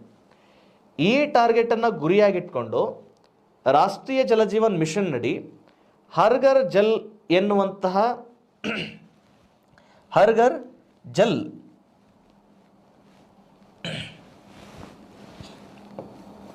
ಹರ್ಘರ್ ಜಲ್ ಎನ್ನುವಂತಹ ಗುರಿಯನ್ನು ಇಟ್ಕೊಂಡು ಭಾರತದಲ್ಲಿ ಈಗ ಆಲ್ರೆಡಿ ಈ ಒಂದು ಗುರಿಯನ್ನು ಸಾಧಿಸಿಕೊಂಡಿರುವಂತಹ ಪ್ರಥಮ ರಾಜ್ಯ ಅಂದ್ರೆ ದಟ್ ಈಸ್ ಗೋವಾ. ನೆನಪಿರಲಿ, ಹರ್ಘರ್ ಜಲ್ ರಾಜ್ಯ ಎಂದು ಘೋಷಿಸಿಕೊಂಡ ಭಾರತದ ಮೊದಲ ರಾಜ್ಯ ಯಾವುದು ಅಂದರೆ ದಟ್ ಈಸ್ ಗೋವಾ. ನೆನ್ಪಿಟ್ಕೊಳ್ಳಿ. ಆದ್ಮೇಲೆ ಇವತ್ತಿನ ಈ ನನ್ನ ಮೊದಲನೇ ತರಗತಿಯ ಅವಧಿಯೊಳಗೆ ಈ ಸಬ್ಜೆಕ್ಟ್ ಮೂಲಕ ಅಂದರೆ ಸ್ಟೇಟ್ ಇಂಪಾರ್ಟೆಂಟ್ ಸಬ್ಜೆಕ್ಟ್ ಮೂಲಕ ಪ್ರಶ್ನೆಗಳು ಹೇಗೆ ಬರಬಹುದು ಅನ್ನೋದಕ್ಕೆ ಇದೊಂದು ಉದಾಹರಣೆಯನ್ನಾಗಿಟ್ಕೊಂಡು ನಿಮಗೆ ಈ ಮೂಲಕ ತಲುಪಿಸೋದಕ್ಕೆ ಪ್ರಯತ್ನ ಮಾಡ್ತಾ ಇದ್ದಾನೆ. ಕೇವಲ ಇದು ಯೋಜನೆಗಳಿಗೆ ಮಾತ್ರ ಸಂಬಂಧಪಟ್ಟಂತಹ ವಿಷಯ ಅಲ್ಲ, ಈ ಮೂಲಕ ರಾಜ್ಯದ ಅಷ್ಟು ಆಗು ಹೋಗುಗಳನ್ನು ಕೂಡ ಈ ಮೂಲಕ ತಿಳ್ಕೊಳ್ಳೋದಕ್ಕೂ ಕೂಡ ಪ್ರಯತ್ನ ಮಾಡ್ಬೋದು ನಾವು. ಇನ್ನು ಈ ಒಂದು ಸ್ಟೇಟ್ ಇಂಪಾರ್ಟೆಂಟ್ ಸಬ್ಜೆಕ್ಟು ಇವನ್ PSI ವಿದ್ಯಾರ್ಥಿಗಳಿಗೆ ಹೇಗೆ ಹೆಲ್ಪ್ ಆಗ್ಬೋದು ಅನ್ನುವ ಆಧಾರದ ಮೇಲೆ ನೀವು ಸೂಕ್ಷ್ಮ ಗಮನಿಸಿ. ಈ PSI ಎಕ್ಸಾಮ್ನ ಈಗ PSI ಪೇಪರ್ 1ಕ್ಕೆ ಈ ಒಂದು ಸಬ್ಜೆಕ್ಟು ಹೇಗೆ ಹೆಲ್ಪ್ ಆಗ್ಬೋದು ಅಂತ ಬಂದಾಗ ನಾನು ಆ್ಯಕ್ಚುಲಿ ಇದುವರೆಗೂ ಚರ್ಚೆ ಮಾಡಿದ್ದು KS ಪ್ರಿಲಿಮ್ಸ್ನ ಕ್ವಶನ್ ಪೇಪರ್ಗಳನ್ನು. ಇನ್ನು ಪೇಪರ್ 1ಗೆ ಈ ಸಬ್ಜೆಕ್ಟ್ ಹೇಗೆ ಹೆಲ್ಪ್ ಆಗ್ಬೋದು ಅಂತ ಪ್ರಶ್ನೆ ಕೇಳಿದಾಗ ನಾಳೆ ನಿಮಗೆ ಕೇಳ್ತಾನೆ, ಫಾರ್ ಎಕ್ಸಾಂಪಲ್ ರೈತರಿಗೆ ಸಂಬಂಧಿಸಿದಂತೆ ಇದೊಂದು ಪ್ರಬಂಧಗಳನ್ನು ಪ್ರಶ್ನೆ ಕೇಳ್ತಾನೆ. ರೈತರಿಗೆ ಸಂಬಂಧಿಸಿದಂತೆ ಪ್ರಬಂಧಗಳು ಇದೊಂದು ಸಾಮಾನ್ಯ ವಿಷಯ. ಇವತ್ತು ರೈತರಿಗೆ ಸಂಬಂಧಿಸಿದಂತೆ ಪ್ರಶ್ನೆ ಕೇಳ್ತಕ್ಕಂಥದ್ದು ಇವತ್ತು ರಾಜ್ಯದಲ್ಲಿ ಅತ್ಯಂತ ಸಾಮಾನ್ಯವಾದಂತಹ ಪ್ರಬಂಧ ವಿಷಯದ ವಸ್ತು ಇದು. ಯಾವುದು? ರೈತರಿಗೆ ಸಂಬಂಧಪಟ್ಟಂತಹ ಸಮಸ್ಯೆ. ಅದರಲ್ಲಿಯೂ ಮುಖ್ಯವಾಗಿ ರೈತರ ಆತ್ಮಹತ್ಯೆ ಪರಿಹಾರ ಕ್ರಮಗಳು ಅಥವಾ ಸರ್ಕಾರದ ಯೋಜನೆಗಳು ರೈತರಿಗೆ ಹೇಗೆಲ್ಲ ಹೇಗೆಲ್ಲ ಪ್ರಯೋಜನವಾಗಿದ್ದಾವೆ ಅಥವಾ ರೈತರ ಆತ್ಮಹತ್ಯೆ ನಿಯಂತ್ರಿಸುವಲ್ಲಿ ನಿಮ್ಮ ಸಲಹೆಗಳೇನು, ಈ ಥರದ ವಿಷಯಗಳನ್ನ ಇಟ್ಕೊಂಡು ಸುಲಭವಾದಂತಹ ಪ್ರಶ್ನೆಗಳನ್ನು ಕೇಳ್ತಾ ಇದ್ದಾನೆ. ಆ ನಿಟ್ಟಿನಲ್ಲಿ ಈ ಸಬ್ಜೆಕ್ಟು ಹೇಗೆ ಹೆಲ್ಪ್ ಆಗುತ್ತೆ ಅಂತ ಬಂದಾಗ ಆದ್ಮೇಲೆ ರೈತರ ವಿಷಯವನ್ನು ಗಮನದಲ್ಲಿಟ್ಕೊಂಡು ಈ ಸರ್ಕಾರದ ಯೋಜನೆಗಳನ್ನು ಗಮನದಲ್ಲಿಟ್ಕೊಂಡು ವಿಚಾರ ಮಾಡೋದಾದರೆ ಫ್ರೆಂಡ್ಸ್, ಇವತ್ತು ಭಾರತದ ಕೃಷಿ ಇದು ಮಾನ್ಸೂನ್ ಮಾರುತಗಳನ್ನು ಅವಲಂಬಿಸಿದೆ. ಎಸ್, ಭಾರತದ ಕೃಷಿ ಮಾನ್ಸೂನ್ ಮಾರುತಗಳನ್ನು ಅವಲಂಬಿಸಿರುವುದರಿಂದ ಈ ಕೃಷಿಯನ್ನು ಭಾರತದೊಳಗೆ ಮಾನ್ಸೂನ್ ಮಾರುತಗಳೊಂದಿಗೆ ಜೂಜಾಟ ಅಂತ ಕರೀತಾರೆ. ಆ ಜೂಜಾಟದೊಳಗೆ ಅದು ಅತಿವೃಷ್ಟಿಯಿಂದನೂ ಹಾಳಾಗ್ಬೋದು ಅಥವಾ ಅನಾವೃಷ್ಟಿಯಿಂದ ಬರಪೀಡಿತಗೊಂಡು ಬೆಳೆ ನಾಶ ಆಗ್ಬೋದು. ಇದರ ಪರಿಣಾಮ ರೈತನ ಮೇಲೆ ಬೀಳುತ್ತೆ. ಆ ಸಂದರ್ಭದೊಳಗೆ ಇವನ್ ರೈತ ತಾನು ಬೆಳೆಯಬಹುದಂತಹ ಬೆಳೆಗಳಲ್ಲಿ ಹೇಗೆ ವೈಜ್ಞಾನಿಕ ತಂತ್ರಜ್ಞಾನಗಳ ಅಳವಡಿಕೆ ಮಾಡ್ಕೋಬೋದು, ಅವುಗಳ ಮೂಲಕ ಹೇಗೆ ಆ ಒಂದು ರೈತ ತನ್ನ ಆರ್ಥಿಕ ವ್ಯವಸ್ಥೆಯನ್ನು ಸದೃಢಪಡಿಸ್ಕೊಳ್ಬೋದು ಅನ್ನೋದಕ್ಕೆ ಈ ವಿಷಯ ಹೇಗೆ ಹೆಲ್ಪ್ ಆಗುತ್ತೆ ಅಂತ ಬಂದಾಗ ಆದ್ಮೇಲೆ ಇಲ್ಲೊಂದು ಯೋಜನೆ ಇದೆ, RKVY ಎನ್ನುವಂತಹ ಯೋಜನೆ. RKVY ಈಸ್ ನಥಿಂಗ್ ಬಟ್ ರಾಷ್ಟ್ರೀಯ ಕೃಷಿ ವಿಕಾಸ್ ಯೋಜನೆ ಅಂತೇಳಿ. ರಾಷ್ಟ್ರೀಯ ಕೃಷಿ ವಿಕಾಸ್ ಯೋಜನೆ ಇದು ಆ್ಯಕ್ಚುಲಿ 2007 ಮತ್ತು 8ನೇ ಸಾಲಿನಲ್ಲಿ ಕೇಂದ್ರ ಸರ್ಕಾರ ಜಾರಿ ತಗೊಂಬಂದು ಇದು ಇವನ್ ರಾಜ್ಯದಲ್ಲಿಯೂ ಕೂಡ ಜಾರಿಯಲ್ಲಿದೆ RKVY ಯೋಜನೆ ಅನ್ನುವಂಥದ್ದು. RKVY ಯೋಜನೆ, ಈ ಯೋಜನೆ ಬಗ್ಗೆ ಅರ್ಥೈಸ್ಕೋಬೇಕಾಗಿದ್ರೆ ಸ್ವಲ್ಪ ಹಿನ್ನೆಲೆ ಗಮನಿಸಿ. ಆದ್ಮೇಲೆ ನಮ್ದು ಇವತ್ತು ಭಾರತದಲ್ಲಿ ಋತುಮಾನ ಆಧಾರಿತ ಬೇಸಾಯ ಆಗಿರೋದ್ರಿಂದ ಎಟ್ ಎ ಟೈಮ್ ಯಾವಾಗ ನೈಋತ್ಯ ಮಾರುತಗಳು ಭಾರತವನ್ನು ತಲುಪ್ತವೋ ಆ ಸಂದರ್ಭದಲ್ಲಿ ನಾವು ಅಷ್ಟು ಭೂಪ್ರದೇಶದಲ್ಲಿ, ಭಾರತದ ಬಹುತೇಕ ಭೂಪ್ರದೇಶದಲ್ಲಿ, ಫಾರ್ ಎಕ್ಸಾಂಪಲ್ ಒಂದು ಧಾನ್ಯ ತಗೊಳ್ತಾನೆ, ಭತ್ತ. ಭಾರತದ ಅಷ್ಟು ಭೂಪ್ರದೇಶದಲ್ಲಿ ಎಟ್ ಎ ಟೈಮ್ ನಾವು ಬಿತ್ತನೆ ಮಾಡ್ತೇವೆ. ಎಟ್ ಎ ಟೈಮ್ ಬಿತ್ತನೆ ಮಾಡಿದರೆ ಅದರ ಫಸಲು ಕೂಡ ಒಂದೇ ಸಮಯಕ್ಕೆ ಬರುತ್ತೆ. ಒಂದೇ ಸಮಯಕ್ಕೆ ಫಸಲು ಬಂತು ಅಂತದಂದರೆ ಅದನ್ನು ನಾವು ಎಟ್ ಎ ಟೈಮ್ ಮಾರ್ಕೆಟಿಗೆ ತಗೊಂಡು ಹೋಗ್ತೇವೆ. ಎಟ್ ಎ ಟೈಮ್ ಮಾರ್ಕೆಟಿಗೆ ತಗೊಂಡು ಹೋದರೆ ಪರಿಣಾಮ ಏನಾಗುತ್ತೆ, ಒಂದೇ ಧಾನ್ಯ ಒಂದೇ ಸಮಯಕ್ಕೆ ಮಾರುಕಟ್ಟೆಗೆ ಬಂದರೆ ಇದರ ಬೇಡಿಕೆ ಕುಸಿತತೆ, ಇದರ ಬೆಲೆನೂ ಕೂಡ ಕುಸಿತತೆ. ಪರಿಣಾಮ ರೈತ ಏನು ಆಸೆ ಇಟ್ಕೊಂಡಿರ್ತಾನೋ ಆ ಬೆಳೆಯ ಮೌಲ್ಯ ಅವನಿಗೆ ಲಭ್ಯ ಆಗಂಗಿಲ್ಲ. ಇದು ನೋಡ್ರಿ ಹೇಗೆ ಎಕಾನಮಿಕಲಿ ಡಿಫೆಕ್ಟ್ ಇದೆ ಅನ್ನುವಂಥದ್ದು. ಈ ಕಲ್ಪನೆಯನ್ನು ರೈತರಿಗೆ ಅರಿವು ಮೂಡಿಸಬೇಕು. ಯಾವುದಿವತ್ತು ಅಗತ್ಯಕ್ಕಿಂತ ಹೆಚ್ಚು ಉತ್ಪಾದನೆ ಆಗುತ್ತೋ ಅದನ್ನು ಮಿತಗೊಳಿಸಬೇಕು, ಅದಕ್ಕೆ ಪೂರಕವಾಗಿ ಕೃಷಿ ಚಟುವಟಿಕೆಗಳನ್ನು ಕೈಗೊಳ್ಳಬೇಕು ಅನ್ನುವಂಥದ್ದು ಈ RKVY ಯೋಜನೆಯ ಅತಿ ಮುಖ್ಯ ಉದ್ದೇಶ. ಈಗ ಗಮನಿಸಿ, ಇದೊಂದು ಪ್ರಮುಖ ಬೆಳೆ. ಇದು ಅಗತ್ಯಕ್ಕಿಂತ ಮಾರ್ಕೆಟಿಗೆ ಬಂದಾಗ ಏನಾಗುತ್ತೆ, ದರ ಕುಸಿತ ಆಗತ್ತೆ. ಅವಾಗ ಮತ್ತೆ ಪುನಃ ರೈತ ಆರ್ಥಿಕ ಸಂಕಷ್ಟ ಅನುಭವಿಸ್ತಾನೆ, ಮತ್ತೆ ತಾನು ಜೀವನದೊಳಗೆ ಜಿಗುಪ್ಸೆಗೊಂಡು ಆನಂತರ ಮುಂದಿನ ಯಾವುದೋ ಚಟುವಟಿಕೆಗಳಿಗೆ ತನ್ನನ್ನು ತಾನು ತೊಡಗಿಸ್ಕೊಂಡ್ಬಿಡ್ತಾನೆ. ಆ ನಿಟ್ಟಿನೊಳಗೆ ರೈತರನ್ನು ಬದುಕಿಸ್ಕೋಬೇಕು ಅನ್ನೋದು ಆಧಾರ ಈ RKVY ಯೋಜನೆ ಆಗಿತ್ತು. ಇದರ ಪರಿಣಾಮವಾಗಿ ಅಥವಾ ಅತಿ ಮುಖ್ಯ ಬೆಳೆಗಳನ್ನು ಬೆಳೆಯೋದರ ಬದಲಾಗಿ ಈ ಕೃಷಿಗೆ ಪೂರಕವಾಗಿರುವಂತಹ ಚಟುವಟಿಕೆಗಳನ್ನು ತನ್ನ ಜಮೀನಲ್ಲಿ ಕೈಗೊಳ್ತಕ್ಕಂಥದ್ದು ಪೂರಕ ಚಟುವಟಿಕೆ. ಈ ಪೂರಕ ಚಟುವಟಿಕೆ ಹೇಗಿರಬೇಕು, ಅವನಿಗೆ ಪ್ರತಿ ತಿಂಗಳು ಆದಾಯವನ್ನು ನೀಡುವಂತಹ ತಿಂಗಳ ಪೇಮೆಂಟ್ ಥರ ಇರಬೇಕು. ತಿಂಗಳ ಪೇಮೆಂಟ್ ಥರ ಇರುವಂತಹ ಚಟುವಟಿಕೆಗಳಂದರೆ ಪಶುಸಂಗೋಪನೆ ಇದೆ, ಕೋಳಿ ಸಾಕಾಣಿಕೆ ಇದೆ, ಕುರಿ ಸಾಕಾಣಿಕೆ ಇದೆ, ಜೇನು ಸಾಕಾಣಿಕೆ ಇದೆ, ಮೀನು ಸಾಕಾಣಿಕೆ ಇದೆ. ಈ ಥರ ಪೂರಕ ಚಟುವಟಿಕೆಗಳು ಸಾಕಷ್ಟಿದ್ದಾವೆ. ಆನಂತರ ತೋಟಗಾರಿಕೆ ಬೆಳೆಗಳನ್ನು ಬೆಳಿಬೋದು, ಪುಷ್ಪ ಕೃಷಿ ಬೆಳಿಬೋದು. ಈ ಎಲ್ಲ ಚಟುವಟಿಕೆಗಳು ಅವನಿಗೆ ನಿರಂತರ ಆದಾಯ ಕೊಡ್ತಿರ್ತವೆ. ಎಸ್, ಅಫ್ಕೋರ್ಸ್ ಸರ್, ತಾನು ಬೆಳೆಯುವಂಥ ಮುಖ್ಯ ಬೆಳೆಗಳನ್ನು ಕಡಿಮೆ ಮಾಡಿ ಈ ರೀತಿಯ ಚಟುವಟಿಕೆಗಳನ್ನು ಕೈಗೊಳ್ಳಬೇಕಾದ್ರೆ ಅವನಿಗೆ ಆರ್ಥಿಕ ಸಹಾಯ ಬೇಕಲ್ವಾ? ಈ ಉದ್ದೇಶ ಇಟ್ಕೊಂಡೆ ಕೇಂದ್ರ ಸರ್ಕಾರ ಮತ್ತು ರಾಜ್ಯ ಸರ್ಕಾರಗಳೇನು ಮಾಡಿದ್ದಾವೆ, ರಾಷ್ಟ್ರೀಯ ಕೃಷಿ ವಿಕಾಸ್ ಯೋಜನೆಯನ್ನು ಜಾರಿಗೆ ತಗೊಂಡು ಬಂದಿದ್ದಾವೆ. ಅಂದರೆ ಇದರ ಉದ್ದೇಶ, ಯಾವ ರೈತ ತಾನು ಬೆಳೆಯುವಂತಹ ಅತಿ ಮುಖ್ಯ ಬೆಳೆಯ ಪ್ರಮಾಣವನ್ನು ಕಡಿಮೆ ಮಾಡಿ ತನ್ನ ಜಮೀನಿನಲ್ಲಿ ಕೃಷಿಗೆ ಪೂರಕವಾಗಿರುವ ಚಟುವಟಿಕೆಗಳನ್ನು ಕೈಗೊಳ್ತಾನೋ ಅವನಿಗೆ ಈ ಯೋಜನೆ ಮೂಲಕ ಆರ್ಥಿಕ ಸಾಲದ ಸೌಲಭ್ಯವನ್ನು ನೀಡ್ತದೆ. ಆ ಸಾಲದ ಸೌಲಭ್ಯವನ್ನು ಪಡ್ಕೊಳ್ಳುವಂತಹ ರೈತ ಈ ಕೃಷಿ ಪೂರಕ ಚಟುವಟಿಕೆಗಳನ್ನು ಕೈಗೊಳ್ಬೋದು. ಆ ಮೂಲಕ ತನ್ನ ಆರ್ಥಿಕ ಸಂಕಷ್ಟವನ್ನು ನೀಗಿಸ್ಕೊಳ್ಬೋದು. ಈ ಉದ್ದೇಶ ಇಟ್ಕೊಂಡು ಸರ್ಕಾರ RKVY ಯೋಜನೆಯನ್ನು ಜಾರಿಗೆ ತಗೊಂಡ್ಬಂದಿತ್ತು. ಈಗೇನು ಈ ಕಾನ್ಸೆಪ್ಟ್ ನೀವು ಅರ್ಥ ಮಾಡ್ಕೊಂಡ್ರಲ್ಲ, ಇದನ್ನೇ ಆಧಾರವಾಗಿ ಇಟ್ಕೊಂಡು ನಮಗೆ ಮುಂದೆ ಏನು ಮಾಡ್ತಾನೆ, ಪ್ರಶ್ನೆಗಳನ್ನು ಕೇಳ್ತಾ ಇರ್ತಾನೆ. ರಾಷ್ಟ್ರೀಯ ಕೃಷಿ ವಿಕಾಸ ಯೋಜನೆಯ ಉದ್ದೇಶ ಏನು ಅಂತಂದೇಳಿ. ರಾಷ್ಟ್ರೀಯ ಕೃಷಿ ವಿಕಾಸ ಯೋಜನೆಯ ಉದ್ದೇಶ ಅತಿ ಮುಖ್ಯ ಬೆಳೆಗಳ ಪ್ರಮಾಣವನ್ನು ಕಡಿಮೆ ಮಾಡಿ ಕೃಷಿ ಪೂರಕ ಚಟುವಟಿಕೆಗಳಲ್ಲಿ ಕೈಗೊಳ್ಳುವ ರೈತನನ್ನು ಅಥವಾ ರೈತನಿಗೆ ಆರ್ಥಿಕ ಸಹಾಯಧನವನ್ನು ಒದಗಿಸ್ಕೊಡ್ತಕ್ಕಂಥದ್ದು ಅನ್ನುವಂಥದ್ದು. ಸೊ ಈ ಥರದ ವಿಷಯಗಳನ್ನೇ ನಾವೇನು ಮಾಡ್ಬೋದು, ರೈತನ ಈಗೊಂದು ಕರ್ನಾಟಕ ಸರ್ಕಾರದ ಇದೊಂದು ಪ್ರಾಜೆಕ್ಟ್ ಆಯಿತು. ಈ ಸರ್ಕಾರದ ಪ್ರಾಜೆಕ್ಟು ರೈತರಿಗೆ ಸಂಬಂಧಿಸಿದಂತೆ KS ಪೇಪರ್ ಫಸ್ಟಲ್ಲಿ ಹೇಗೆ ಬಳಕೆ ಮಾಡ್ಬೋದು ಅಂತಂದರೆ, ರೈತರ ಆತ್ಮಹತ್ಯೆ ನಿಯಂತ್ರಿಸುವಲ್ಲಿ ಸರ್ಕಾರದ ಕ್ರಮ ಅಂತ ಬರೆದು RKVY ಯೋಜನೆಯಡಿ ಏನು ಅನುಕೂಲ ಇದೆಯಲ್ಲ, ಈ ಅನುಕೂಲವನ್ನು ರೈತನಿಗೆ ತಲುಪಿಸಿದ್ದೇ ಆದಲ್ಲಿ ಬಹುಶಃ ಅವನು ಆರ್ಥಿಕವಾಗಿ ಸದೃಢಗೊಳ್ತಾನೆ. ಆತ್ಮಹತ್ಯೆಯಂತಹ ಕೃತಿಗಳಿಗೆ ಅಥವಾ ಚಟುವಟಿಕೆಗಳಿಗೆ ಅವನು ತಾನು ಪಾಲ್ಗೊಳ್ಳೋಂಗಿಲ್ಲ ಅಂತ ನಾವು ಎಸ್ಸೆ ಒಳಗೆ ವಿಷಯ ವಸ್ತುಗಳನ್ನು ಮಂಡಿಸ್ಬೋದು. ಗಮನಿಸಿ, ಈ ವಿಷಯ not only for subject and also ನಾವು ಇದನ್ನು ನಮ್ಮ ನಿತ್ಯ ಜೀವನದಲ್ಲಿಯೂ ಕೂಡ ರೈತರಿಗೆ ಸಜೆಷನ್ ಆಗಿಯೂ ಕೂಡ ಬಳಕೆ ಮಾಡ್ಕೊಳ್ಳಿಕ್ಕೆ ಅವಕಾಶ ಇದೆ. ಈ ಸಬ್ಜೆಕ್ಟು ಆತ್ಮೀಯ ವಿದ್ಯಾರ್ಥಿಗಳಿಗೆ ಈ ಸ್ಟೇಟ್ ಇಂಪಾರ್ಟೆಂಟ್ ಸಬ್ಜೆಕ್ಟು ಆಲ್ಮೋಸ್ಟ್ ಕೇಂದ್ರ ಮತ್ತು ರಾಜ್ಯ ಪ್ರಾಯೋಜಿತ ಯೋಜನೆಗಳ ಬಗ್ಗೆಯೂ ಕೂಡ ಮಾಹಿತಿ ಕೊಡ್ತದೆ. ಈ ಯೋಜನೆಗಳು ಒಂದು ನಿಮಗೆ ಮುಂಬರುವ ಎಕ್ಸಾಮ್ಗಳಿಗೆ ವಿಷಯ ವಸ್ತುಗಳು ಆಗಿರ್ತವೆ. ಜೊತೆಗೆ ನೀವು ಪ್ರಾಮಾಣಿಕ ಪ್ರಯತ್ನ ಮಾಡ್ತಾರೆ. ಪ್ರಾಮಾಣಿಕ ಪ್ರಯತ್ನ ಮಾಡಿದ ಹೊರತಾಗಿಯೂ ಕೂಡ ನಿಮಗೆ ಒಂದು ವೇಳೆ ಉದ್ಯೋಗ ದೊರೆಯಲಿಲ್ಲ ಅಂತಂದರೆ ಈ ಯೋಜನೆಗಳು ಮುಂದೆ ನಿಮಗೆ ಉದ್ಯೋಗವನ್ನು ಕಂಡುಕೊಳ್ಳೋದಕ್ಕೆ ಒಂದು ಅವಕಾಶವನ್ನು ಕಲ್ಪಿಸಿಕೊಡ್ತವೆ. ಆ ದೃಷ್ಟಿಕೋನದಲ್ಲಿ ಪ್ರಾಮಾಣಿಕ ಪ್ರಯತ್ನದ ಹೊರತೂ ಕೂಡ ನಿಮಗೆ ಬಹುಶಃ ಸಿಗಲಿಲ್ಲ ಉದ್ಯೋಗ ಅಂತಂದರೆ ಯಾವುದೇ ಕಾರಣಕ್ಕೂ ಡಿಪ್ರೆಷನ್ಗೊಳಗಾಗುವಂತಹ ಅಗತ್ಯ ಇಲ್ಲ. ಈ ಥರ ಸರ್ಕಾರ ಪ್ರಾಯೋಜಿತ ಯೋಜನೆಗಳಿದ್ದಾವೆ, ಅವನ್ನ ನಾವು ಬಳಕೆ ಮಾಡಿಕೊಂಡ್ರೂ ಕೂಡ ಸಾಕಾಗ್ತದೆ. ಸೊ ಆ ನಿಟ್ಟಿನೊಳಗೆ ಈ ತರಗತಿಗಳು ನಿಮಗೆ ಉಪಯುಕ್ತ ಅನ್ನಿಸ್ತವೆ ಅನ್ನುವಂಥದ್ದು ನನ್ನ ಭಾವನೆ. ಎಸ್, ಇದು ಯಾವುದಕ್ಕೆ ಸಂಬಂಧಪಟ್ಟಿದೆ, PSI ಪೇಪರ್ ಫಸ್ಟ್ಗೆ ಸಂಬಂಧಪಟ್ಟಿರುವಂತಹ ವಿಷಯಗಳನ್ನು ನಾವು ಈ ಥರ ಅಪ್ಲೈ ಮಾಡ್ಕೋಬೋದು ಅನ್ನುವಂಥದ್ದು ಕೂಡ ನಾವಿಲ್ಲಿ ಗಮನಿಸಬೇಕಾಗ್ತಕ್ಕಂಥದ್ದು. ಆದ್ಮೇಲೆ ಇವತ್ತು ಕೃಷಿ ಪೂರಕ ಚಟುವಟಿಕೆಗಳು, ಕೃಷಿ ಚಟುವಟಿಕೆಯನ್ನು ಇಟ್ಕೊಂಡು ಒಂದು ಯೋಜನೆ, ಆನಂತರ ಗ್ರಾಮೀಣ ಭಾಗದ ಅಭಿವೃದ್ಧಿಗೆ ಸಂಬಂಧಪಟ್ಟಾಗ ಕುಡಿಯುವ ನೀರಿಗೆ ಸಂಬಂಧಪಟ್ಟಂಥ ಒಂದು ಯೋಜನೆ, ಇವೆರಡನ್ನು ಇಟ್ಕೊಂಡು ನಾನಿಲ್ಲಿ ಚರ್ಚೆ ಮಾಡಲಿಕ್ಕೆ ಪ್ರಯತ್ನ ಮಾಡಿದ್ದೇನೆ. ಇವುಗಳ ಜೊತೆಗೆ ಈ ಸಬ್ಜೆಕ್ಟು ಮತ್ತೆ ಇದ್ರ ಮೇಲೆ ಮತ್ತಿನ್ನೇನು ಪ್ರಶ್ನೆಗಳನ್ನು ಕೇಳಬಹುದು ಅಂತ ಬಂದಾಗ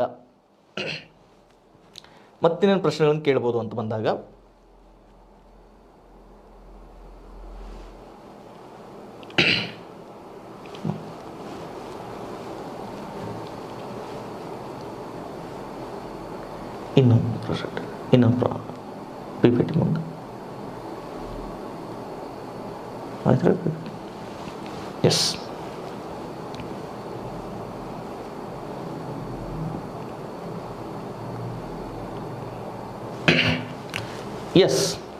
ಇಲ್ಲಿ ಕೊಟ್ಟಿದ್ದಾನೆ ನೋಡ್ರಿ. ಈಗ ಇಲ್ಲಿ 2019 ಮತ್ತು 2020ನೇ ಸಾಲಿನ ಹಣಕಾಸು ವರ್ಷದ ಕರ್ನಾಟಕ ಸರ್ಕಾರದ ಮುಂಗಡ ಪತ್ರದ ಗಾತ್ರ ಅಂತ ಪ್ರಶ್ನೆ ಕೇಳಿದ್ದಾನೆ. ಆದ್ಮೇಲೆ ಈ ಥರದ ನೇರ ಪ್ರಶ್ನೆಗಳು, ಈ ಪ್ರಶ್ನೆ ಏನು ನಮಗೆ ಮುಂದಿನ ಎಕ್ಸಾಮ್ಗಳಿಗೆ ಅನುಕೂಲ ಆಗಲ್ಲ. ಈ ಪ್ರಶ್ನೆಗೆ ಉತ್ತರ ಮುಂದೆ ಏನಾದರೂ ಕಂಡ್ಕೋಬೇಕಾಗಿತ್ತು ಅಂತಂದರೆ, ಈಗ ನಮಗೆ ರಾಜ್ಯ ಸರ್ಕಾರ 2022 ಮತ್ತು 23ನೇ ಸಾಲಿನ ಬಜೆಟ್ನ ಗಾತ್ರವನ್ನು ನಮ್ಮ ಮುಂದೆ ತಂದಿಡುತ್ತೆ. ಆ ಬಜೆಟ್ನ ಗಾತ್ರ ತಂದಿಟ್ಟಾಗ ಇಲ್ಲಿ ಏನು ಗಾತ್ರ ಇರುತ್ತೆ ಅನ್ನೋದನ್ನು ಗಮನದಲ್ಲಿಟ್ಕೊಳ್ಳಿ. ಬಹುಶಃ ಅದು ಕೂಡ ನಿಮಗೆ ಮುಂದೆ ಪ್ರಶ್ನೆ ಆಗೋ ಸಾಧ್ಯತೆ ಇರ್ತದೆ. ಯಾಕೆ ಈ ಪ್ರಶ್ನೆಯನ್ನು ನಾನು ನಿಮ್ಮ ಮುಂದೆ ಇಲ್ಲಿ ಪ್ರಚಾರ ಮಾಡ್ತಾ ಇದ್ದೇನೆ ಮತ್ತು ಪರಿಚಯಿಸ್ತಾ ಇದ್ದೇನೆ ಅಂದರೆ, ಈ ವಿಷಯ ಬಜೆಟ್ನ ಮೂಲಕ ಹೇಗೆಲ್ಲ ಪ್ರಶ್ನೆಗಳನ್ನು ಕೇಳ್ತಾನೆ ಅನ್ನೋದಕ್ಕೆ ನೇರವಾದ ಪ್ರಶ್ನೆ ಇದು. ಹೀಗಾಗಿ ಆತ್ಮೇಲೆ ಬಜೆಟ್ ಬಂದ ದಿನ ಅಥವಾ ಬಜೆಟ್ನ ಹಿಂದಿನ ದಿನ ಪೇಪರ್ ಸೂಕ್ಷ್ಮವಾಗಿ ಗಮನಿಸಿ. ಅವತ್ತು ಕರ್ನಾಟಕ ಸರ್ಕಾರದ ಬಜೆಟ್ನ ಪ್ರಮುಖ ಅಂಶಗಳೆಲ್ಲವೂ ಮಾಹಿತಿ ಇರುತ್ತೆ. ಹೊಸ ಹೊಸ ಪ್ರಾಜೆಕ್ಟ್ಗಳನ್ನು ಏನು ಘೋಷಣೆ ಮಾಡಿದ್ದಾನೆ ಅವುಗಳ ಜೊತೆಗೆ ಅವುಗಳ ಗಾತ್ರ ಹೇಗಿದೆ ಅನ್ನೋದನ್ನು ಒಂದೀಟ್ ಗಮನದಲ್ಲಿ ಇಟ್ಕೊಳ್ಳೋಕ್ಕೆ ಈ ಒಂದು ಪ್ರಶ್ನೆಯನ್ನು ನಿಮ್ಮ ಮುಂದೆ ತಲುಪಿಸೋಕ್ಕೆ ಪ್ರಯತ್ನ ಮಾಡಿದ್ದಾನೆ. ಆ್ಯಕ್ಚುಲಿ ಇದು 2020 KS ಪ್ರಿಲಿಮ್ಸ್ನಲ್ಲಿ ಕೇಳಿದಂಥ ಪ್ರಶ್ನೆ. ಇದನ್ನು ಗಾತ್ರ ನೆನಪಿಟ್ಕೊಂಡ್ರೆ ಒಂದು ಕ್ವಶನ್ಗೆ 2 ಅಂಕಗಳು ಸುಲಭವಾಗಿ ನಾವು ಗಳಿಸ್ಕೊಳ್ಳಿಕ್ಕೆ ಸಾಧ್ಯ ಆಗ್ತದೆ. ಆ ದೃಷ್ಟಿಕೋನದೊಳಗೆ ಇದೊಂದು ಪ್ರಶ್ನೆಯನ್ನು ಇಲ್ಲಿಟ್ಟಿದ್ದು. ಆಮೇಲೆ ಗಮನಿಸಿ, ಈ ಬಜೆಟ್ನ ಹಿಂದಿನ ದಿನ ನಮಗೆ ಆರ್ಥಿಕ ಸಮೀಕ್ಷೆ ಸಿಗುತ್ತೆ. ಬಜೆಟ್ನ ಹಿಂದಿನ ದಿನ ರಾಜ್ಯದ ಆರ್ಥಿಕ ಸಮೀಕ್ಷೆ ಸಿಗುತ್ತೆ. ಆರ್ಥಿಕ ಸಮೀಕ್ಷೆ ಇದು ಯಾವುದಕ್ಕೆ ಸಂಬಂಧಪಟ್ಟಿರ್ತದಂದರೆ, ಬಜೆಟ್ ಇದು ಮುಂಗಡ ಪತ್ರ, ಮುಂದಿನ ವರ್ಷದ ಆಯವ್ಯಯದ ಬಗ್ಗೆ ಮಾಹಿತಿ ಕೊಟ್ಟರೆ, ಸಮೀಕ್ಷೆ ಈ ಹಿಂದಿನ ವರ್ಷದ ಫಾರ್ ಎಕ್ಸಾಂಪಲ್ 2021 ಮತ್ತು 22ನೇ ಸಾಲಿನ ಆರ್ಥಿಕ ಸಾಧನೆ ಮತ್ತು ಯೋಜನೆಗಳ ಯಶಸ್ಸು ಹೇಗಿದೆ ಅನ್ನೋದ್ರ ಬಗ್ಗೆ ನಮಗೆ ಸಮೀಕ್ಷೆ ಮಾಹಿತಿಯನ್ನು ಕೊಡ್ತಿರ್ತದೆ. ನೆನ್ಪಿಟ್ಕೊಳ್ಳಿ, ನಮ್ಮ ಈ ಸ್ಟೇಟ್ ಇಂಪಾರ್ಟೆಂಟ್ ಸಬ್ಜೆಕ್ಟು ಆರ್ಥಿಕ ಸಮೀಕ್ಷೆ ಮತ್ತು ಬಜೆಟ್ಟು ಎರಡೂ ವಿಷಯಗಳನ್ನು ಕೂಡ ಒಳಗೊಂಡಿರ್ತದೆ. ನಮಗೆ ಆರ್ಥಿಕ ಸಮೀಕ್ಷೆ ಮತ್ತು ಬಜೆಟ್ ಎರಡನ್ನೂ ಒಳಗೊಂಡಿರ್ತದೆ. ಸೊ ಯಾವತ್ತು ಬಜೆಟ್ ಬರುತ್ತಲ್ಲ ಅದರ ಹಿಂದಿನ ದಿನ ಸಮೀಕ್ಷೆ ಇರುತ್ತೆ, ಅದರ ನಂತರದ ದಿನ ಬಜೆಟ್ ಇರುತ್ತೆ. ಆ ಎರಡೂ ದಿನದ ಮಾಹಿತಿಯನ್ನು ತುಂಬ ಚೆನ್ನಾಗಿ ನೀವು ಜೋಡಿಸಿಟ್ಕೊಳ್ಳಿಕ್ಕೆ ಸಾಧ್ಯ ಆಗಬೇಕು. ಅದರ ಬಗ್ಗೆ ಹೆಚ್ಚು ಚಿಂತಿತರಾಗುವಂಥ ಅಗತ್ಯ ಇಲ್ಲ. ಯಾಕಂದರೆ ಈ ಎರಡೂ ವಿಷಯಗಳನ್ನು ಇಟ್ಕೊಂಡು ಇನ್ನು ಮುಂದೆ ನಾನು ನಿಮ್ಮ ಮುಂದೆ ನಿಂತ್ಕೊಳ್ತೇನೆ. ಆರ್ಥಿಕ ಸಮೀಕ್ಷೆಯೊಳಗೆ ಏನೆಲ್ಲ ಪ್ರಶ್ನೆಗಳನ್ನು ಕೇಳಬಹುದು, ಆಮೇಲೆ ಬಜೆಟ್ನ ಪ್ರಮುಖ ಅಂಶಗಳು ಏನೆಲ್ಲ ಇರ್ತವೆ ಅನ್ನೋದನ್ನು ಈ ಸಬ್ಜೆಕ್ಟ್ ಮೂಲಕ ನಾನು ನಿಮಗೆ ತಲುಪಿಸೋದಕ್ಕೆ ಪ್ರಯತ್ನ ಮಾಡ್ತೇನೆ. ದೆನ್ ನೆಕ್ಸ್ಟ್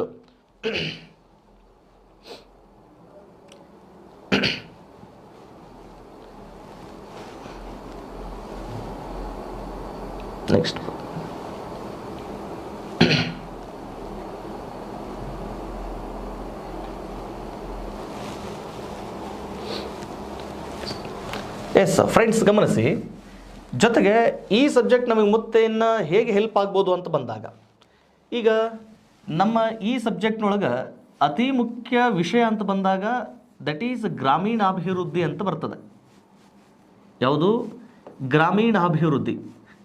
ಈ ಗ್ರಾಮೀಣಾಭಿವೃದ್ಧಿ ವಿಷಯವನ್ನು ಈ ಸಬ್ಜೆಕ್ಟ್ ಮೂಲಕ ತಿಳ್ಕೊಳ್ಳೋದ್ರಿಂದ ನಮಗೆ ಮುಂದಾಗುವಂತಹ ಅನುಕೂಲ. ಈಗ ನಾವು KS ಪ್ರಿಲಿಮ್ಸ್ದು ನೋಡಿದ್ವಿ, ಮೇನ್ಸ್ಗೆ ಸಂಬಂಧಪಟ್ಟಂಗೆ ವಿಷಯಗಳನ್ನು ಗಮನಿಸಿದ್ವಿ, PSIಗೂ ಕೂಡ ಹೇಗೆ ಹೆಲ್ಪ್ ಆಗುತ್ತೆ ಅಂತಲೂ ಕೂಡ ಗಮನಿಸಿದ್ವಿ.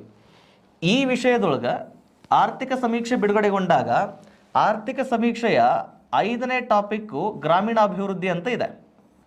5ನೇ ಘಟಕ ಗ್ರಾಮೀಣಾಭಿವೃದ್ಧಿ ಅಂತೇಳಿ. ಈ ಗ್ರಾಮೀಣಾಭಿವೃದ್ಧಿ ನಮಗೆ ಹೇಗೆ ಇನ್ಮೇಲೆ ಹೆಲ್ಪ್ ಆಗ್ಬೋದು ಅಂದರೆ, ಆದ್ಮೇಲೆ ಇನ್ನೇನು ಕರ್ನಾಟಕ ಸರ್ಕಾರ RDPR ಡಿಪಾರ್ಟ್ಮೆಂಟ್ನಲ್ಲಿ ಹುದ್ದೆಗಳನ್ನು ತುಂಬಿಕೊಳ್ತಾ ಇದೆ. ಈಗ RDPRಗೆ ಸಂಬಂಧಪಟ್ಟಂತಹ ಹುದ್ದೆಗಳನ್ನು ತುಂಬಿಕೊಳ್ತಾ ಇದೆ. ಫಾರ್ ಎಕ್ಸಾಂಪಲ್ SDAA ಬಹುಶಃ ಆರ್ಥಿಕ ಅನುಮೋದನೆಯನ್ನು ಪಡ್ಕೊಂಡು ಬಹುಶಃ ಇಷ್ಟರಲ್ಲೇ ನೋಟಿಫಿಕೇಶನ್ ಆಗೋ ಸಾಧ್ಯತೆ ಇದೆ.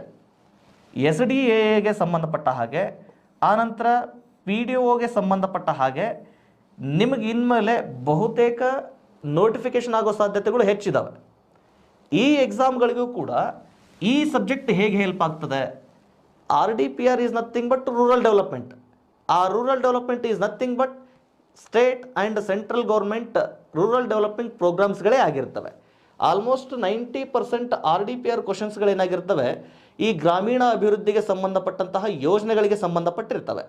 ಈಗ ಗ್ರಾಮೀಣ ಅಭಿವೃದ್ಧಿಗೆ ಸಂಬಂಧಪಟ್ಟಂತಹ ಯೋಜನೆಗಳು ಯಾವುದನ್ನು ದೃಷ್ಟಿಕೋನದಲ್ಲಿ ಇಟ್ಕೊಂಡು ಜಾರಿಗೆ ಬರ್ತವೆ ಅಂತ ಬಂದಾಗ ಗಮನದಲ್ಲಿಡಲಿ. ಇವೆಲ್ಲ ಯೋಜನೆಗಳು ಇವತ್ತು ಭಾರತ ಕೃಷಿ ಪ್ರಧಾನ ರಾಷ್ಟ್ರವಾಗಿದ್ದು, ಕೃಷಿಯ ಕೊಡುಗೆ, ಈ ಕೃಷಿ ಇವತ್ತು ಆರ್ಥಿಕತೆಯ ಪ್ರಾಥಮಿಕ ವಲಯಕ್ಕೆ ಸಂಬಂಧಪಟ್ಟಿದೆ.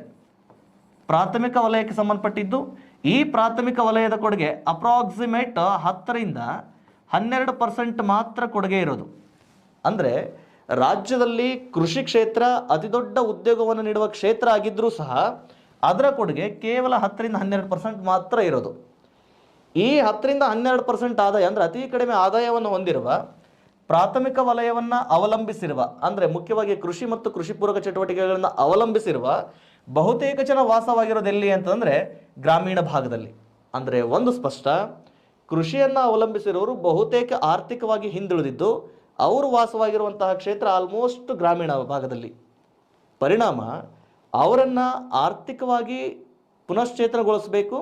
ಅವರ ಆರ್ಥಿಕತೆಯಲ್ಲಿ ಯಾವ ತಮ್ಮ ಮೂಲ ಸೌಕರ್ಯಗಳನ್ನು ವೃದ್ಧಿಸಿಕೊಳ್ಳಿದ್ದಕ್ಕೆ ಅವರಲ್ಲಿ ಕೊರತೆ ಇದೆಯೋ ಆ ಕೊರತೆಯನ್ನು ಗ್ರಾಮೀಣಾಭಿವೃದ್ಧಿಯ ಯೋಜನೆಗಳನ್ನು ಅಥವಾ ಗ್ರಾಮೀಣಾಭಿವೃದ್ಧಿ ಯೋಜನೆಯ ವಿಷಯ ವಸ್ತುಗಳನ್ನಾಗಿಟ್ಕೊಂಡು ಇಲ್ಲಿ ಕರ್ನಾಟಕ ಸರ್ಕಾರ ಯೋಜನೆಯನ್ನು ರೂಪಿಸುತ್ತೆ. ಫಾರ್ ಎಕ್ಸಾಂಪಲ್, ಈ ಗ್ರಾಮೀಣಾಭಿವೃದ್ಧಿ ಒಳಗೆ ಈಗ ವಸತಿಗೆ ಸಂಬಂಧಪಟ್ಟಂತಹ ಸಮಸ್ಯೆಗಳಂತ ಬಂದಾಗ ನಾ ಹೇಳ್ದೆ, ಇಲ್ಲಿ ಪ್ರಾಥಮಿಕ ವಲಯಕ್ಕೆ ಅವಲಂಬನೆ ಆಗಿರುವಂಥವ್ರ ಸಂಖ್ಯೆ ತುಂಬ ಹೆಚ್ಚಿದ್ದು ಆರ್ಥಿಕವಾಗಿ ಬಹುಶಃ ಹಿಂದುಳಿದವರಾಗಿರ್ತಾರೆ. ಅಂಥವರಲ್ಲಿ ತಮ್ಮ ವಸತಿಯನ್ನು ತಾವೇ ಕಲ್ಪಿಸಿಕೊಳ್ಳುವಂತಹ ಸಮರ್ಥರಾಗಿರೋಂಗಿಲ್ಲ. ಇಂಥವ್ರನ್ನ ದೃಷ್ಟಿಕೋನ ಇಟ್ಕೊಂಡು ಕರ್ನಾಟಕ ಸರ್ಕಾರ ಆಗಿರ್ಬೋದು ಅಥವಾ ಕೇಂದ್ರ ಸರ್ಕಾರಗಳಾಗಿರ್ಬೋದು ಈ ಮುಂಚೆ ಅಥವಾ ಇನ್ನು ಮುಂದೆ ವಸತಿಯ ಸೌಲಭ್ಯವನ್ನು ಕಲ್ಪಿಸಿಕೊಡ್ಲಿಕ್ಕೆ ಯೋಜನೆಗಳನ್ನು ರೂಪಿಸುತ್ತೆ. ಆ ಯೋಜನೆಗಳು ಯಾವ್ಯಾವಿದ್ದಾವೆ, ಆ ಯೋಜನೆಗಳಿರುವಂತಹ ವಿಷಯ ವಸ್ತು ಏನು, ಯಾರನ್ನ ದೃಷ್ಟಿಕೋನದಲ್ಲಿ ಇಟ್ಕೊಂಡಿದೆ ಅನ್ನುವ ಆಧಾರದ ಮೇಲೆ ಒಂದು ಯೋಜನೆ ರೆಡಿಯಾಗಿರ್ತದೆ. ಅವುಗಳ ಬಗ್ಗೆ ನಾವು ತಿಳ್ಕೊಳ್ಳೋದಕ್ಕೆ ಪ್ರಯತ್ನ ಮಾಡಬೇಕು. ಅವು ನಮ್ಮ ಮುಂದಿನ ಎಕ್ಸಾಮ್ಗಳಲ್ಲಿ ಪ್ರಶ್ನೆ ಆಗೋ ಸಾಧ್ಯತೆ ಇರ್ತದೆ. ಫಾರ್ ಎಕ್ಸಾಂಪಲ್, ಈಗ ಒಂದು ಯೋಜನೆ ಇದೆ. ಫಾರ್ ಎಕ್ಸಾಂಪಲ್, ಇಂದಿರಾ ಆವಾಸ್ ಯೋಜನೆ ಅಂತ ಇದೆ ಅಂತ ತಿಳ್ಕೊಳ್ಳೋಣ. ಇಂದಿರಾ ಆವಾಸ್ ಯೋಜನೆ, ಈ ಇಂದಿರಾ ಆವಾಸ್ ಯೋಜನೆ ಇವತ್ತು PMAY ಯೋಜನೆಯನ್ನಾಗಿ ಅದನ್ನು ಮರುನಾಮಕರಣಗೊಳಿಸಲಾಗಿದೆ. ಇಂದಿರಾ ಆವಾಸ್ ಯೋಜನೆಯನ್ನು ನಾವಿವತ್ತೇನು ಮಾಡಿದ್ದೇವೆ, PMAY ಯೋಜನೆ ಅಂತೇಳಿ ಮರುನಾಮಕರಣಗೊಳಿಸಿದ್ದಾವೆ. PMAY ಯೋಜನೆಯ ಅತಿ ಮುಖ್ಯ ಉದ್ದೇಶ ಆರ್ಥಿಕವಾಗಿ ಹಿಂದುಳಿದವರು ಆಗಿರ್ತಾರೆ.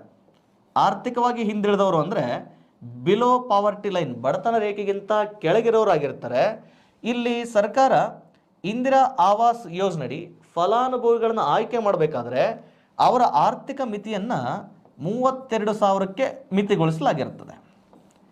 ಈ ರೀತಿ ಮಿತಿಗೊಳಿಸಿರುವಂಥವ್ರ ಆದಾಯ ಕ್ರಮ ಯಾರ್ದಿರ್ತದಲ್ವ ಅಂಥವ್ರನ್ನ ಈ ಯೋಜನೆ ಫಲಾನುಭವಿಗಳನ್ನಾಗಿ ಆಯ್ಕೆ ಮಾಡಿಕೊಂಡು ಅವರಿಗೆ ಯೋಜನೆಗಳನ್ನು ತಲುಪಿಸ್ತಿರ್ತದೆ. ಅಂದರೆ ಈ ಯೋಜನೆಯ ಒಂದು ಅಂಶವನ್ನು ಮಾತ್ರ ನಾನು ನಿಮ್ಮ ಮುಂದೆ ಚರ್ಚೆ ಮಾಡ್ತಾ ಇದ್ದೇನೆ. ಆದ್ಮೇಲೆ ಇವತ್ತಿನ ಬಹುತೇಕ ಈ ಸುದೀರ್ಘ ಅವಧಿಯಲ್ಲಿ ಸ್ಟೇಟ್ ಇಂಪಾರ್ಟೆಂಟ್ ವಿಷಯ ವಸ್ತು ಏನಕ್ಕೆ ಸಂಬಂಧಪಟ್ಟಿದೆ ಮತ್ತು ಮುಂಬರುವ ಎಕ್ಸಾಮ್ಗಳಲ್ಲಿ ಇದರಿಂದ ಹೇಗೆಲ್ಲ ಅನುಕೂಲ ಆಗ್ಬೋದು ಅನ್ನೋದನ್ನು ನಾನು ಪ್ರಾರಂಭಿಕವಾಗಿ ನಿಮಗೆ ತಲುಪಿಸೋದಕ್ಕೆ ಪ್ರಯತ್ನ ಮಾಡಿದ್ದೇನೆ. ಮುಂದಿನ ದಿನಮಾನಗಳಲ್ಲಿ ಈ ಯೋಜನೆಯಡಿ ಈ ವಿಷಯ ವಸ್ತುವಿನೊಳಗೆ ಪ್ರತಿ ಟಾಪಿಕನ್ನು ಇಟ್ಕೊಂಡು ಏನೆಲ್ಲ ಪ್ರಶ್ನೆಗಳನ್ನು ಕೇಳ್ಬೋದು, ಯಾವೆಲ್ಲ ಪೂರಕ ವಿಷಯ ವಸ್ತುಗಳಿದಾವೆ ಅನ್ನೋದನ್ನು ನಿಮ್ಮ ಮುಂದೆ ತಲುಪಿಸೋದಕ್ಕೆ ಪ್ರಯತ್ನ ಮಾಡ್ತಾರೆ. ಆತ್ಮೀಯ ವಿದ್ಯಾರ್ಥಿ ಮಿತ್ರರೇ ಮತ್ತು ವಿದ್ಯಾರ್ಥಿನಿ ಸಹೋದರಿಯರೇ, ಈ ಸಂತೋಷ್ ಲಾಡ್ ಫೌಂಡೇಶನ್ ಕರ್ನಾಟಕದಲ್ಲಿ ಒಂದು ಆನ್ಲೈನ್ ಶಿಕ್ಷಣದ ಮೂಲಕ ತಂತ್ರಜ್ಞಾನವನ್ನು ಎಷ್ಟು ಒಳ್ಳೆಯ ಕೆಲಸಗಳಿಗೆ ಸದುಪಯೋಗ ಪಡಿಸ್ಕೊಳ್ಬೋದು ಅನ್ನುವ ನಿಟ್ಟಿನೊಳಗೆ ಈ ಸಂತೋಷ್ ಲಾಡ್ ಫೌಂಡೇಶನ್ ತುಂಬ ಒಂದು ಉತ್ತಮವಾದಂತಹ ಹೆಜ್ಜೆಯನ್ನು ಇವತ್ತು ಕರ್ನಾಟಕದಲ್ಲಿ ಪ್ರಾರಂಭಿಸ್ತಾ ಇರುವಂಥದ್ದು. ಈ ಒಂದು ಪ್ರಯತ್ನ ಬಹುಶಃ ಕರ್ನಾಟಕಕ್ಕೆ ಅಷ್ಟೇ ಸೀಮಿತವಾಗಿರದೆ ಇನ್ನೇನು ಮುಂದೆ ದೇಶಕ್ಕೂ ಕೂಡ ಇದೊಂದು ಪಸರಿಸಲಿ. ದೇಶದ ಅಷ್ಟು ಸಮಗ್ರ ಬಡ ವಿದ್ಯಾರ್ಥಿಗಳು ತಮ್ಮ ಕನಸನ್ನು ಈ ರೀತಿಯ ವಿಷಯ ತರಗತಿಗಳನ್ನು ಉಪಯೋಗ ಪಡೆದುಕೊಳ್ಳೋದ್ರ ಮೂಲಕ ಅನುಕೂಲ ಆಗಲಿ ಅಂತೇಳಿ ಈ ಮೂಲಕ ಅಷ್ಟು ಸಮಗ್ರ ಕರ್ನಾಟಕದ ಸ್ಪರ್ಧಾ ವಿದ್ಯಾರ್ಥಿಗಳ ಪರವಾಗಿ ಸಂತೋಷ್ ಲಾಡ್ ಸರ್ಗೆ ಈ ಮೂಲಕ ಹೃತ್ಪೂರ್ವಕ ಅಭಿನಂದನೆಗಳನ್ನು ಸಲ್ಲಿಸ್ತಾ ಈ ಮೂಲಕ ಅವರ ವಿಶ್ವಾಸ ಮತ್ತು ಆತ್ಮವಿಶ್ವಾಸ ಮತ್ತಷ್ಟು ಸದೃಢಗೊಳ್ಳಲಿ ಅಂತ ಹೇಳ್ತಾ ಮುಂದಿನ ತರಗತಿಯಲ್ಲಿ ಮತ್ತೆ ನಾನು ಸ್ಟೇಟ್ ಇಂಪಾರ್ಟೆಂಟ್ ವಿಷಯ ಜೊತೆಗೆ ನಿಮ್ಮ ಮುಂದೆ ತಲುಪ್ತೇನೆ. ಅಲ್ಲಿಯವರೆಗೂ ಸುರಕ್ಷಿತವಾಗಿರಿ. ಧನ್ಯವಾದಗಳು.